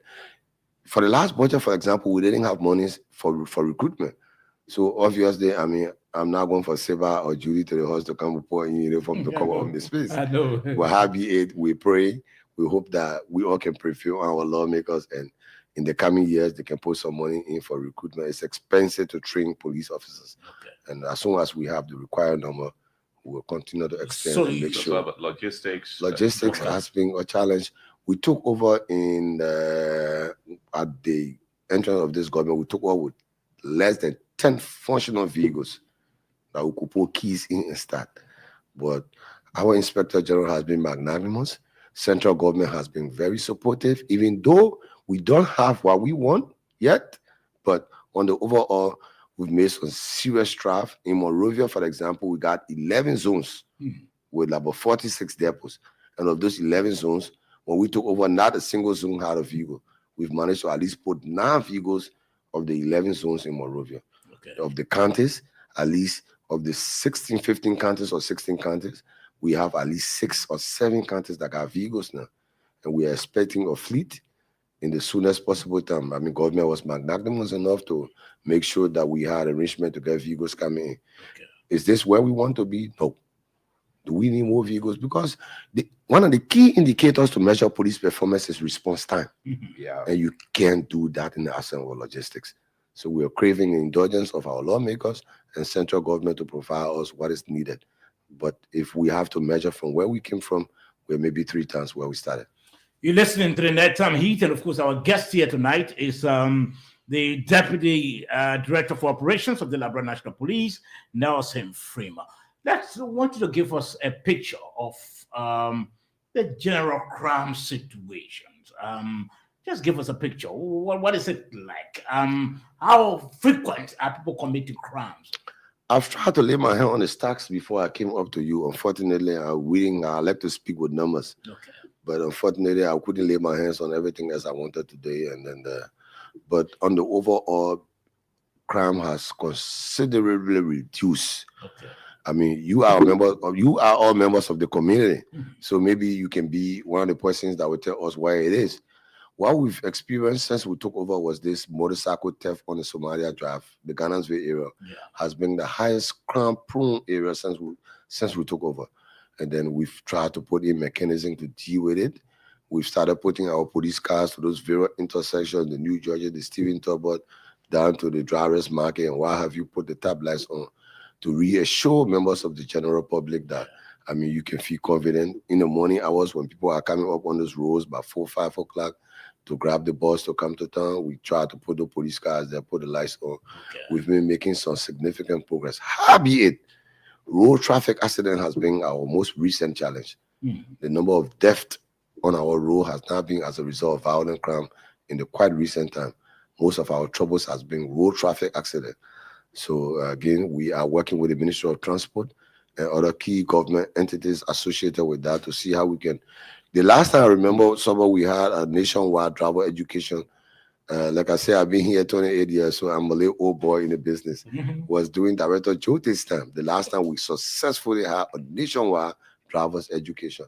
So the Inspector General of Police has asked me to work with my traffic people, a section I headed before. I'm working with them right now to see how we can put a proposal together and start to look for support from central government and other well-meaning contributors so that we can conduct a nationwide. Because the reason and what we've realized is that the primary reason for a lot of the death on the road is most of our drivers are not knowledgeable of the rules of the road. I mean, people buy their cars and the driver take them up on the football field, and when they do 2 rounds, the next thing you know, he's the driver.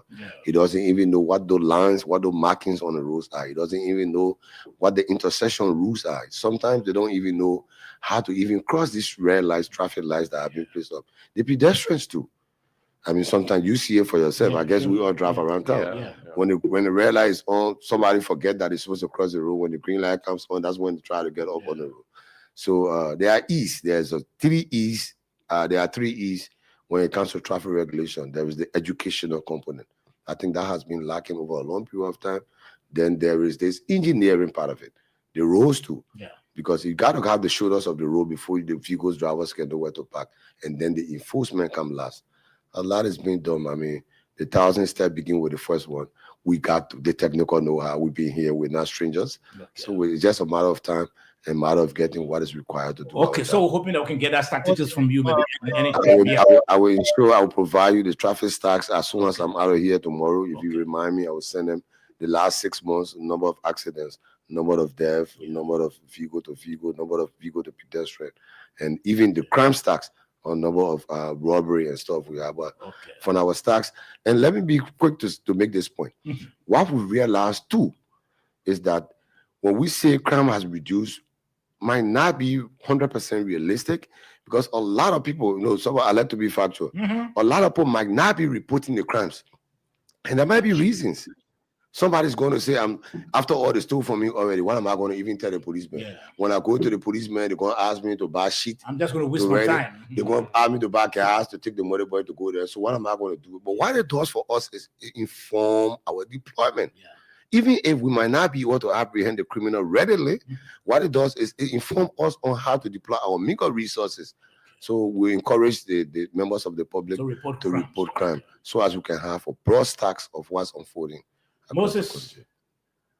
I just wanted to ask Mr. Nelson, you spoke about a hike in road accidents. Road traffic accidents. Can you, can you tell us percentage-wise, what would you attribute to DUIs, meaning driving under the influence?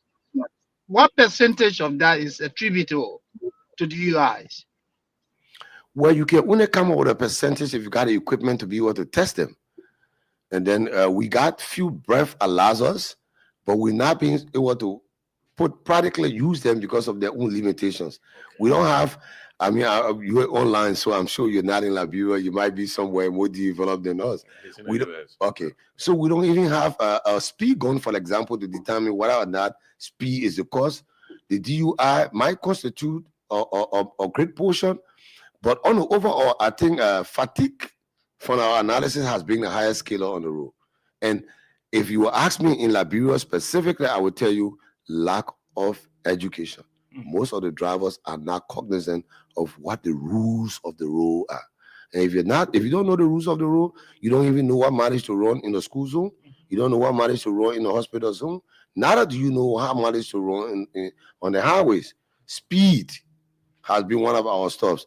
But I'm sure in the not too distant future, when we start to educate it, we got some donations coming up. I'm not going to let the cat out of the bag, but in the soonest possible time, the RG has assured us that we got some donation coming, and it's coming with enough breath allows us. Then that way, anybody that come in conflict with the law, as far as vehicle and traffic is concerned, we can be able to analyze to see whether it's DUI, whether it's out of no knowledge of the rules of the road, or whether it's fatigue. I cannot give you a full stacks of why it is, sir. Okay. I wish I could. Okay, so Mr. Freeman, the Liberia National Police announced this restrictions for motorcyclists. That took into effect, in fact, for the first, second, third, 2-3 months. But as we speak now, we don't see that in force anymore. Is it that you've relaxed the restriction on what's happening? It's not that you're not seeing it. It's not that you're not seeing it being enforced. It's because the noise has quieted down. Which noise there? I mean, there's not too much noise about it again. No, but no, we've always called you, send you text messages. No, I mean, the way everybody was raising the issue about why stop us, people were taking on the Supreme Court. A lot of people were trying to adapt to a law. Gentlemen, Liberians are some of the most conforming people. Okay. These people in this country will quit to adjust the laws. What I've learned over my period as a police officer is consistency and persistency. If you want Liberian to confirm, when you start, don't stop. They can talk, but they can conform. As it is right now, the reason why you think it's relaxed is because you're not hearing too much noise about it. But if you're riding around town, yesterday, my colleague, my bishop came up to visit us on the point line, and he's like, someone across from here, there is Junction, I saw a different Moravia. I said, oh, we had a bishop. He said, yeah, Moravia looks. So yes, there will be infractions. There will be a few mishaps. There will be people running up and down. Have you ever thought about how many troubles we fare in, all because we're trying to make sure that you guys conform to this rule? And a lot of people have adjusted.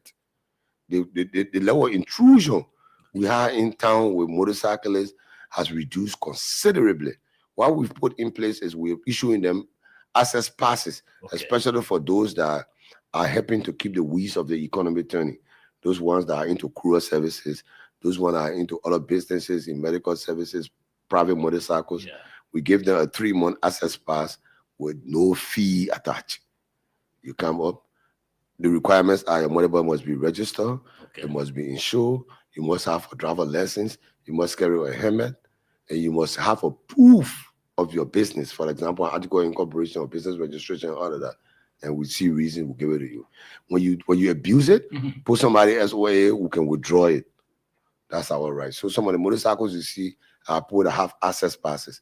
But the way we had it, the huge influx of them is no longer. You remember before the last Madam Sadif left, we have motorcycles regulator in town. I was the chief of operation then at the police. I was the deputy to where I sit. I was the 105 then. And we had a tap on it. So I mean, it was just about reinventing the wheel in a wheel, and it's working to a larger extent. Okay.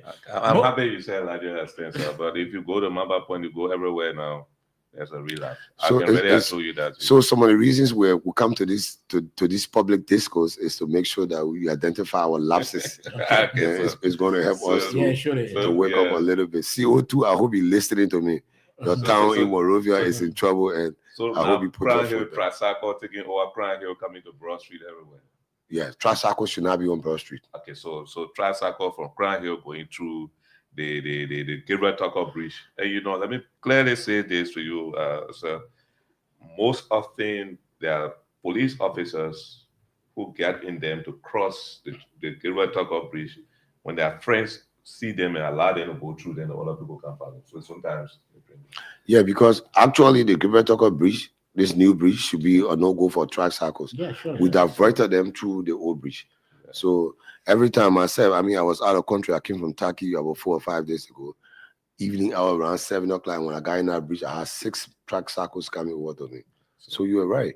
But it's good to come to these discos. And because you are members of the society, you are the one we all here to serve. So that's it. Please do all the time. Okay. Yeah. Moses, are you there? You got a question? Yeah.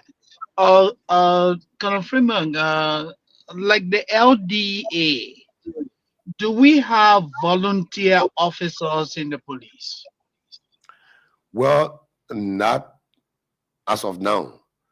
In the future, everywhere in the world, there are traffic wardens, for example. You go into society. That is because the police might not be able to sufficiently cover every sector of society. But as it is right now, when we took over the police force, under the administration, and that was one of our biggest challenges. In fact, as a matter of fact, was it a month ago or 2-3 weeks, one guy who was impersonating a police officer got knocked down by a vehicle, and even us did not know he was impersonating until we went up to JFK.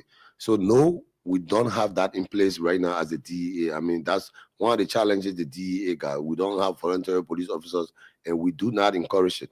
We got a section in our professional standards division that is referred to as the what? Inspection and control. They've been mandated to go out there to do a routine patrol, and when they see officers, people who are purporting to be officers, they find out if you're not a legitimate officer. We've about 3 months ago, we charged 6 persons for impersonating and forwarded in the court. So to answer your question, no. Okay. So what are the risks? What are the risks associated with recruiting volunteers in law enforcement? What are the negative implications? Well, even the one in uniform from your own assertion right now are not being adequately taken care of. Their salaries are meager. They cannot basically take care of their necessities, their basic needs. So you got a single son and you can't even keep him in school. You want born twins? So, so in the future, when it gets better for us a little bit, we might start to consider bringing, even if we brought volunteers in, volunteers are not just volunteers all the way. Some way, somehow, they must have some minimal compensation that can even allow them to commute from their homes to come to do the volunteerism that they choose to do.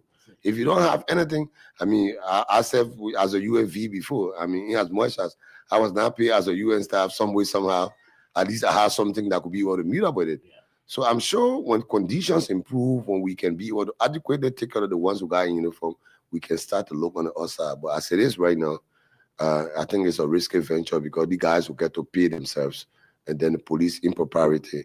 It will be difficult to distinguish which is legit, which is not, and then police impropriety will be heightened. And I'm not sure me or police officer turning 8 years want my wife, my children to be ashamed because police officers are extorting money up on the road. Yeah. Now, Colonel Nelson, I mean, is it troubling to the force, especially when you hear about assaults, insults on your officers? I think we've seen, witnessed, we've heard about 2, 3, 4, 5 occasions. Is it troubling? Yeah, it is. And that's a society we got, you know. So, like I say, I like to be honest. Even the officers we got today come from this morally bankrupt society. It's like blaming the teacher for the conduct of your child when the child spends more hours with you in your home than they spend in the schools. Okay. So even the police officers that we're just bringing them in the academy for 10 months, 8 months, and we're putting them out there. So they too have their own problem. Yeah. So the same way with the society, I think a lot of our people in our country are more concerned about their rights and forget what their responsibilities are as citizens. Yeah. So every time we got it, we're reprimanding our officers. We're taking very stringent administrative actions on our officers.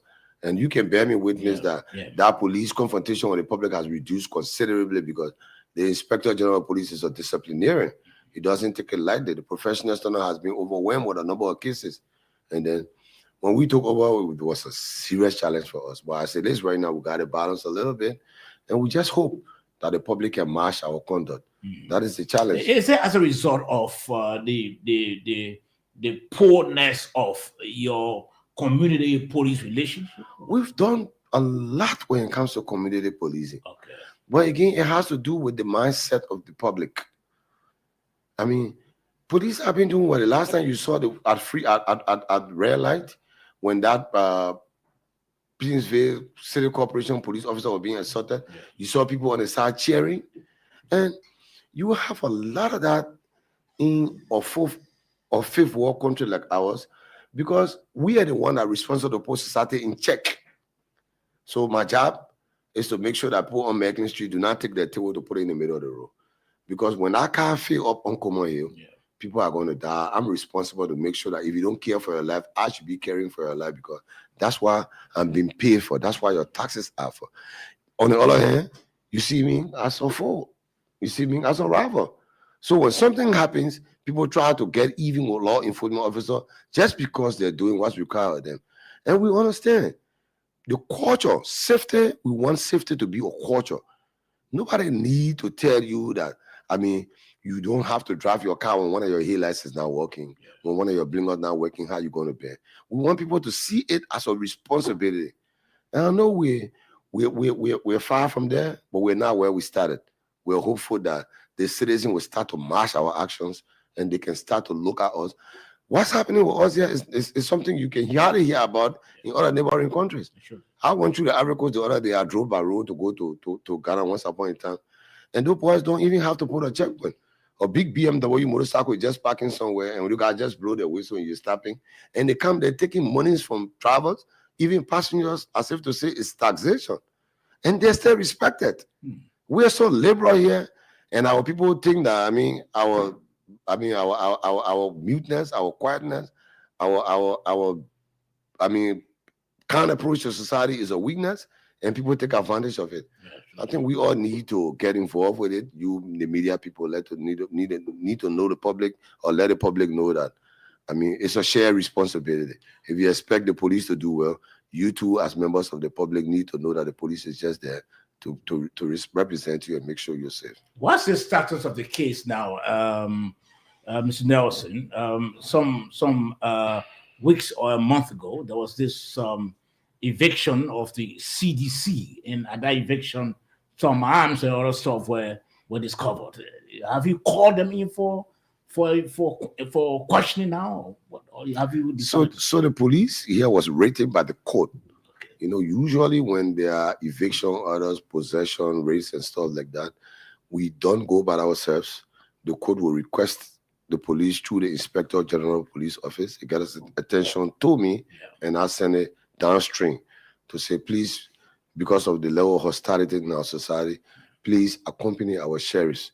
That was one case we were there. The only reason you saw us at the CDC headquarters, whatever you want to call it, former CDC headquarters or whatever it is, was only because we want to go give some support to the sheriff, the court, because they requested that of us. So yes, during the search, I think, to the best of my knowledge, 2 or 3 weapons were confiscated from the compound, and whoever that was residing in that compound and the owner of the compound, I'm sure the guys in the police have got 4 deputies. I'm in charge of operations. There's a guy responsible for crime services, and he's been working around the clock. So I hope Simeon Frank, 103. So I hope I get the details from him to find out what the status of that is. But when I go in the field and get suspicious cases, my job is to turn it over to him, and he conduct his investigation. Yes, arms were picked up from that compound that day. A guy was picked up from the very house. The arms were picked up from, and my understanding is that the horse belonged to another person. And so I think they're making efforts to make sure that they get to the owner of the house and establish what's the owner of those weapons.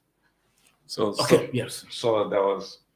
there were 2 cases of assaults on police officers directly, apart from that City Corporation Police in Finchley.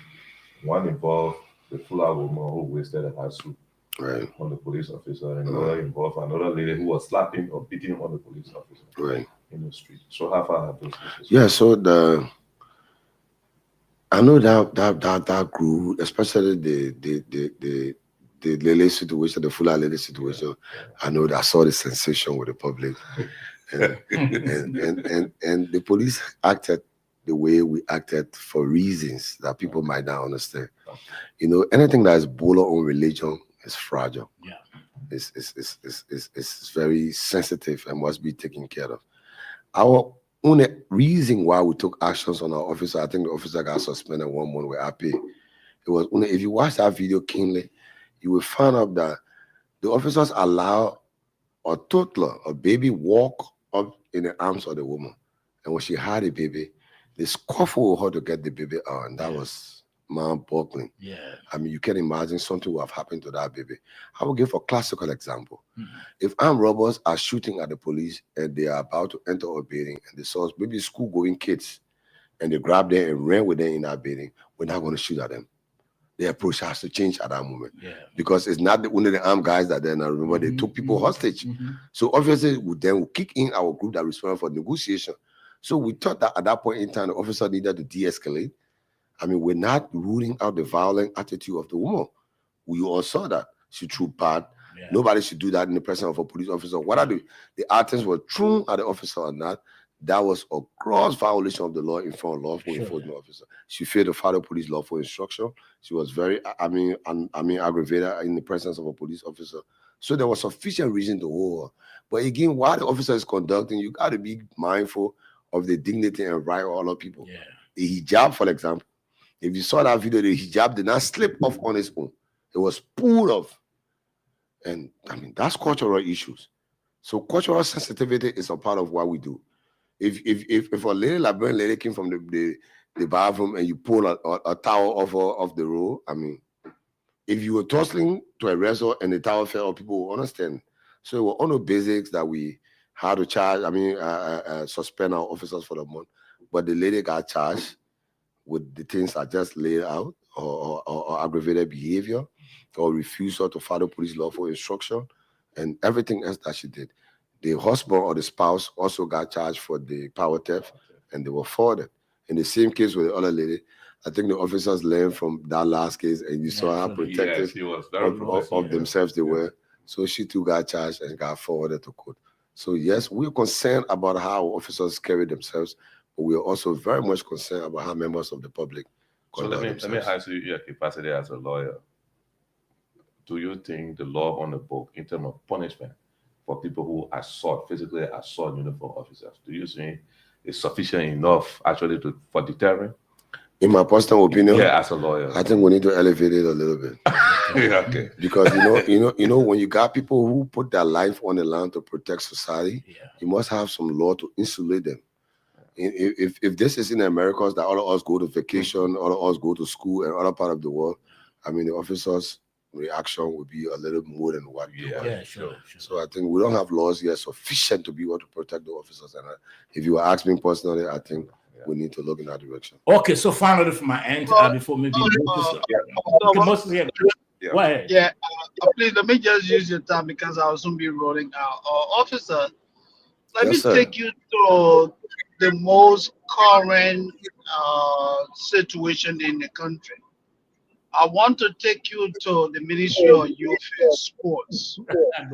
There is a case against the Deputy Minister, an allegation.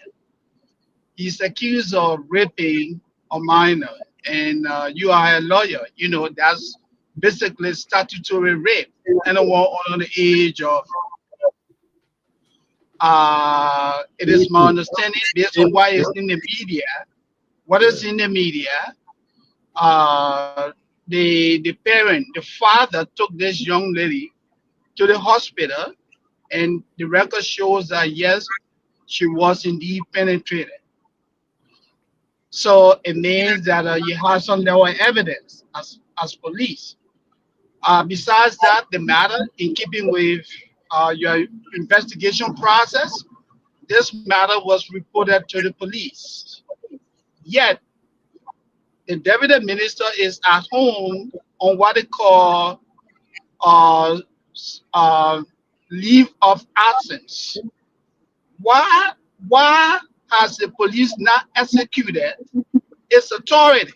Because this is a felony, a crime against the state. Why is the police allowing this man to be walking around? Can you tell us? Thank you. So again, like I tried to outline from the beginning, that is strictly criminal investigation, and it's not within my command.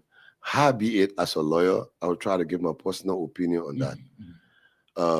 Remember that the police have got just 48 hours to keep a suspect in their detention. 2 days. 2 days. And you are right.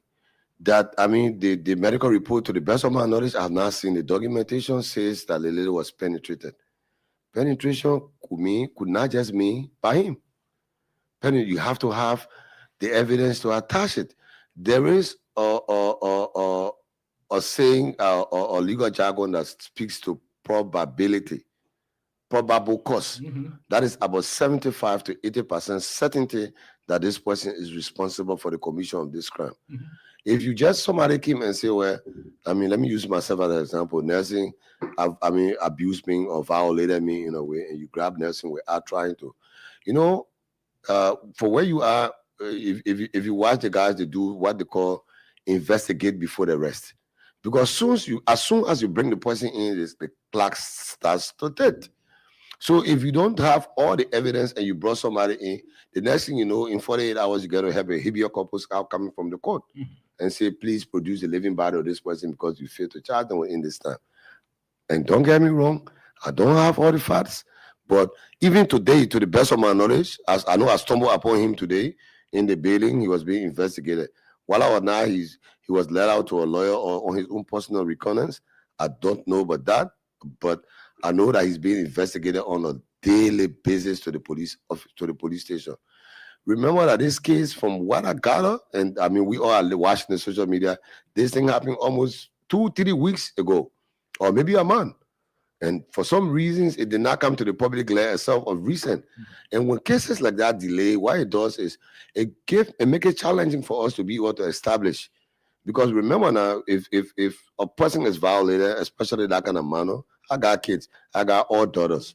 So I know exactly how it feels like to go through that kind of situation. But the first thing is you have to depend on good evidence and good evidence only. So if you delay those kind of processes, so to even get the evidence from the medical facility becomes a challenge, because you must get this evidence, whatever semen or whatever they extracted from that female should be matched, do a DNA with this person. But now we should have sent it. The police, we are not a respecter of a person. We're a respecter of the law. For no reason will we try to shoot anybody in these kind of instances. Because, I mean, come on, it could be my daughter, it could be my sister, it could be my wife. So who wants to do that? Now, but this is the impression in the public. Well, public opinion is something you cannot control.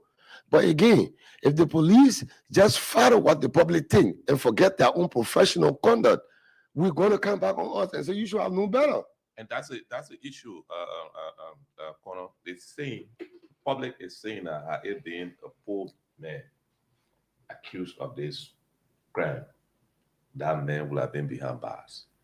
Typical example, Fanny Jesse is sick currently in Ghana. I'm in Nigeria for treatment. I'm sorry I had to use his name. He was accused of such crime again, regular in my point, not far from my house. He spent his time behind bars. He was there throughout. The case was tried here. He was taking the bombing case tried there until later he got. And that's why a lot of us members of the public don't understand.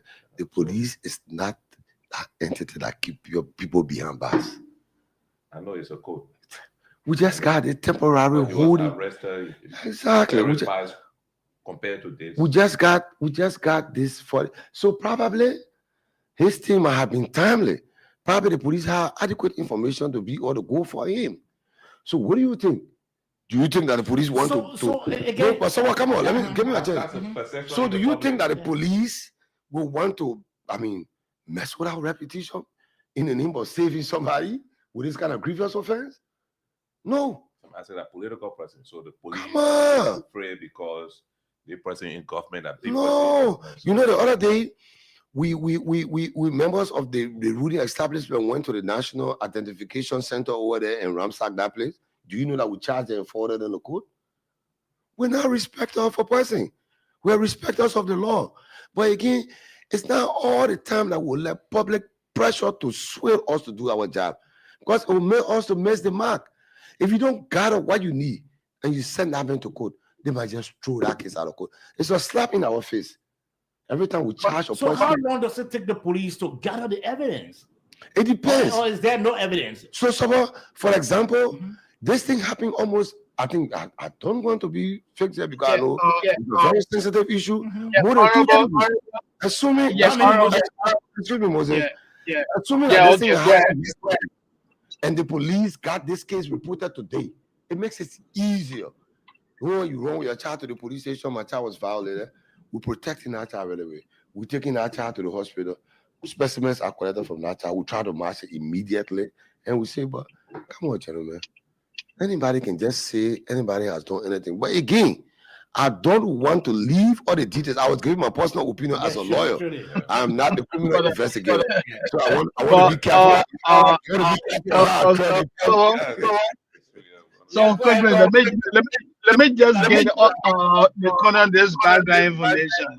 Yes, Moses. This incident we're talking about occurred on August the 30th, and it was immediately reported to the police. Okay. The police gave the go-ahead to the father to take the victim to the hospital. The victim was taken to the hospital, and the medical report shows that she was penetrated.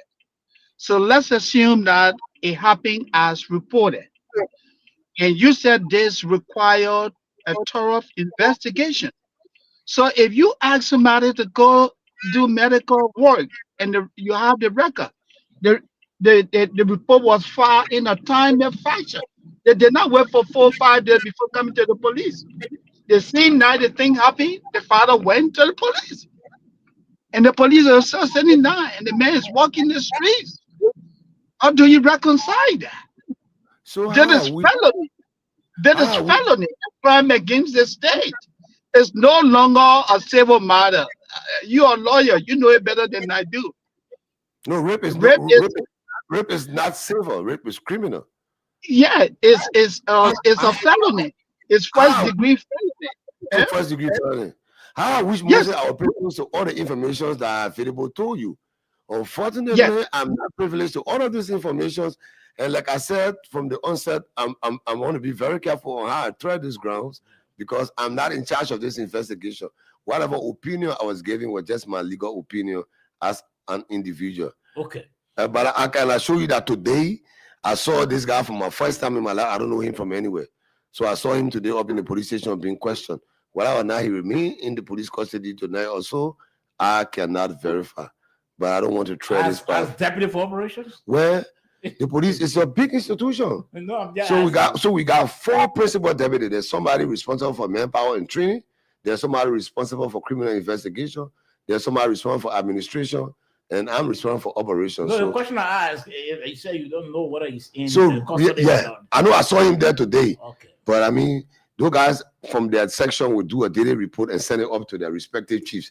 So maybe tomorrow morning when we get on the briefing table, then I'll have an idea. Okay, let's try to take a few calls quickly. 0778 460 That's the number to call. Again, 0778 460 Let me take this first caller. Dave Cody is on the line. Dave, let's hear from you quickly. Thank you. I want to say good evening to the Commissioner, Councillor Nelson. Yes, sir. Thank you. You have talked very well. I know you are not the police, the traffic director or police, but I got this appeal to make to you, sir. Yes, sir. Please do something about vehicle smoke. People are dying. I see a lot of trucks with heavy smoke. Look, I have a vehicle that is 14 years, 5 months, but you don't see a single smoke behind it because I maintain my car.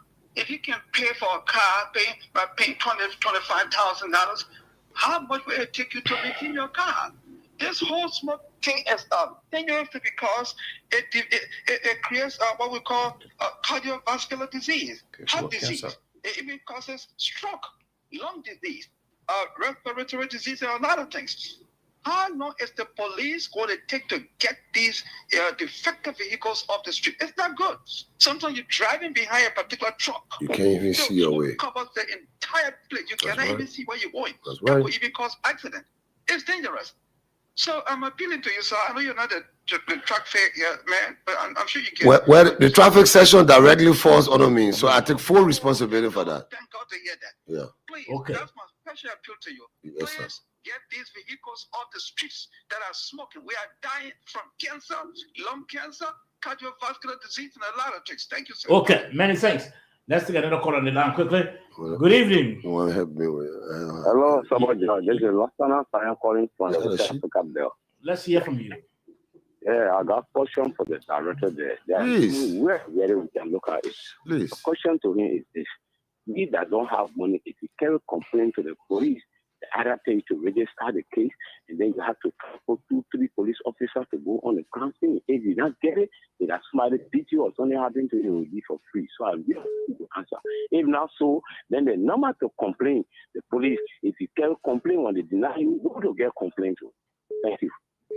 Okay, let's get a call at the line quickly. Good evening. Good evening.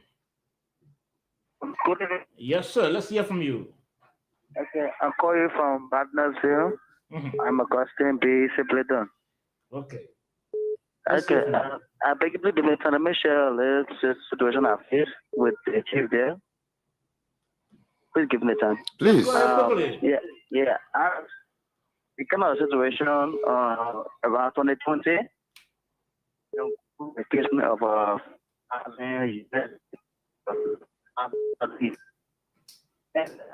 you have to change your location. Your line is okay, bad. You getting me now? Yes, we are getting you. And you have to speed up. Yes, go ahead. Okay. So then, I the case to the zone 4 there, but and a reinforcement for force. You still not coming in clear. Your line is bad. You have to. Yes, hello. Good evening, sir. Let's hear from you quickly.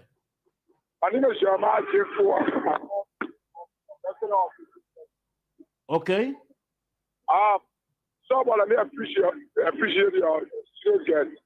But I want to call the director, the deputy director for operation, his attention to the Douala and the Carwell there, or the Carwell Junction. The police, besides the police number, the union guys, we don't know the difference between them again. The state police, they are just jumping on us because I'm talking to you, I'm a motorcyclist. They jump on motorcyclists and they jump on keke. Everybody arresting that place can be too crowded up.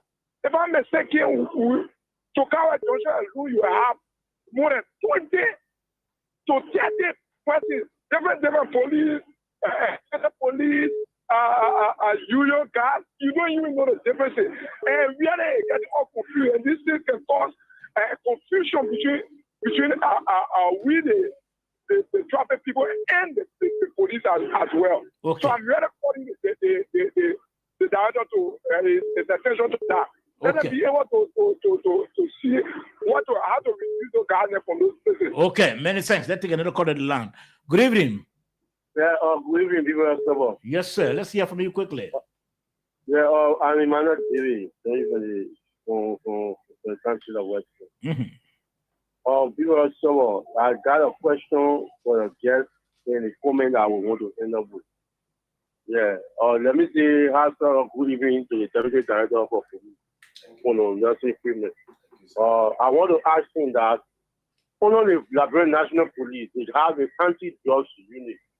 And for me, I have not seen any work or anything sufficient that's coming from that legal unit, the Liberian National Police. Is that unit dormant or it is active? If it is active, what are some of those arrests or what are some of the countdowns they have done to the job peddler or to the job leader in the country that are peddling drugs towards the youth? I'm a question to the deputy director. And lastly, I want to close on the suspension of the Unity Party officials. No. This is the thing for which we think the code of conduct is necessary. Now, all the people that Unity Party are sustaining, all the people are heading active position in the party. At the same time, they are also heading active position in the country. Some of them are ministers, deputy ministers, solicitors general. And the code of conduct prevents them from taking part in anything that is asked. Okay, many thanks. Let's take another call on the line quickly. Good evening. Good evening. Yes, sir. Let's hear from you. Thank you. The group of our usual call from the community. Okay. Because I want to ask your guest. This job business, because for me, is my main concern. Because now you be spoiling every day. But what happening now?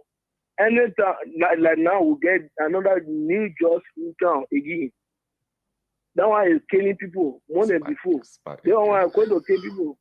So what a long-term plan for them? What they get remedy for their judge this thing? What real solution they get for their job and for jobs to be eradicated? Because there should be punishment. Okay. For if the people that bring it in just and people that taking it, there should be punishment. But if that one, if job can be for it, so trust me, they government, but government. But if they job they can be settled, then another they government will. Because the future leader is falling in the country. People burning. You get children, I get children, everybody get children. Who knows tomorrow their future? Okay. If they don't continue like this, it will be very bad for us. So thank you for putting me. Okay. Many thanks. Let's go back to our guests to respond to some of those concerns and then wrap it up tonight. Thank you so much. So let me bundle the last two questions. As you may be aware, the new sheriff in town, the ORC, is Fitzgerald T.M. Biago, Deputy Commissioner of Police, and he's from the Liberia National Police. I will personally put you in contact with him, and so that he can come to address the drug issues. And then the union issue to Douala and Kawe Junction has repeatedly come to my attention, and we've tried putting some measures to curtail it, but it's a wake-up call. I'm not going to shield myself away from it. I'm not going to run away from it. That's the essence of coming on these shows, so that the public can tell us what is affecting their communities. And you can be the show that will look into that. The complaint procedure, especially on extortion at the charge of quarters, or whether or not put my register case, people must pay money for transportation. Yes, that's a serious concern. As a matter of fact, we're working on making sure that those people, for me, I'm a realist. I like to be honest with myself. I mean, if you don't provide logistics to these police officers, to these police stations, how do you expect them to go and effect an arrest? Are they going to walk? How do they bring the suspects? So sometimes the officers will have their own motorcycle and say to you, what, put gas in the motorcycle. That's a way of corruption. Yeah. So we're working around the clock. The RG has been very instrumental. I said I didn't want to let the cat out of the bag, but I think I will partially do that. We have about 30 motorcycles that are expected to be in town soon. So we're making strides that every police station will have some means of mobility. Whereas when you go there, they don't have to take anything from you, even if it's a gallon of gas, will be provided for them, so they can take you to address your case. It's re-victimization. Yeah. Somebody is in distress, and they go to the police station, and somebody has to say to them, you know what, we don't even have shit. Give us money to buy shit, buy gas for us to go.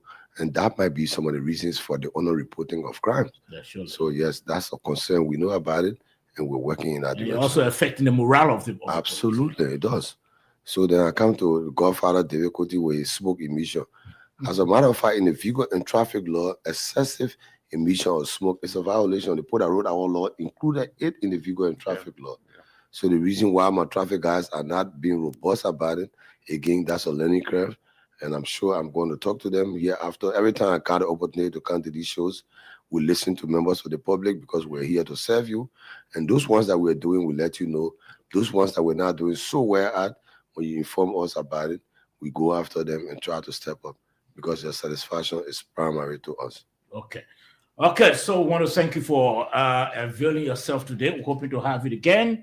But before we go, let's try to just reference some of our viewers quickly. Hey, Tongula Jedo, he said you've been watching from Sando Kante, Siliki Traware. They didn't say from where. Gloria Boy, you passed away. They didn't say from where. Ophida S. George, they didn't say from where. Borgis GK Lamadane from District Number 6. Nambai Masikwa, they didn't say from where. Celia M. Yen from Jaratown. Honorable, that's Clone Destiny E. Kisitam from District 15. Nessa M. Jebada from Sano County. L. Olan Boy, they didn't say from Bogi, they didn't say from where. Vamuya M. Sirleaf from Broadville. Abraham Amaradona, they didn't say from where. And of course, Focus Siaka Kroman from Guangzhou, China, and the rest of you. Well, until then, Sabo George is my name. Thank you for listening. We'll come back on Wednesday. Have a pleasant time.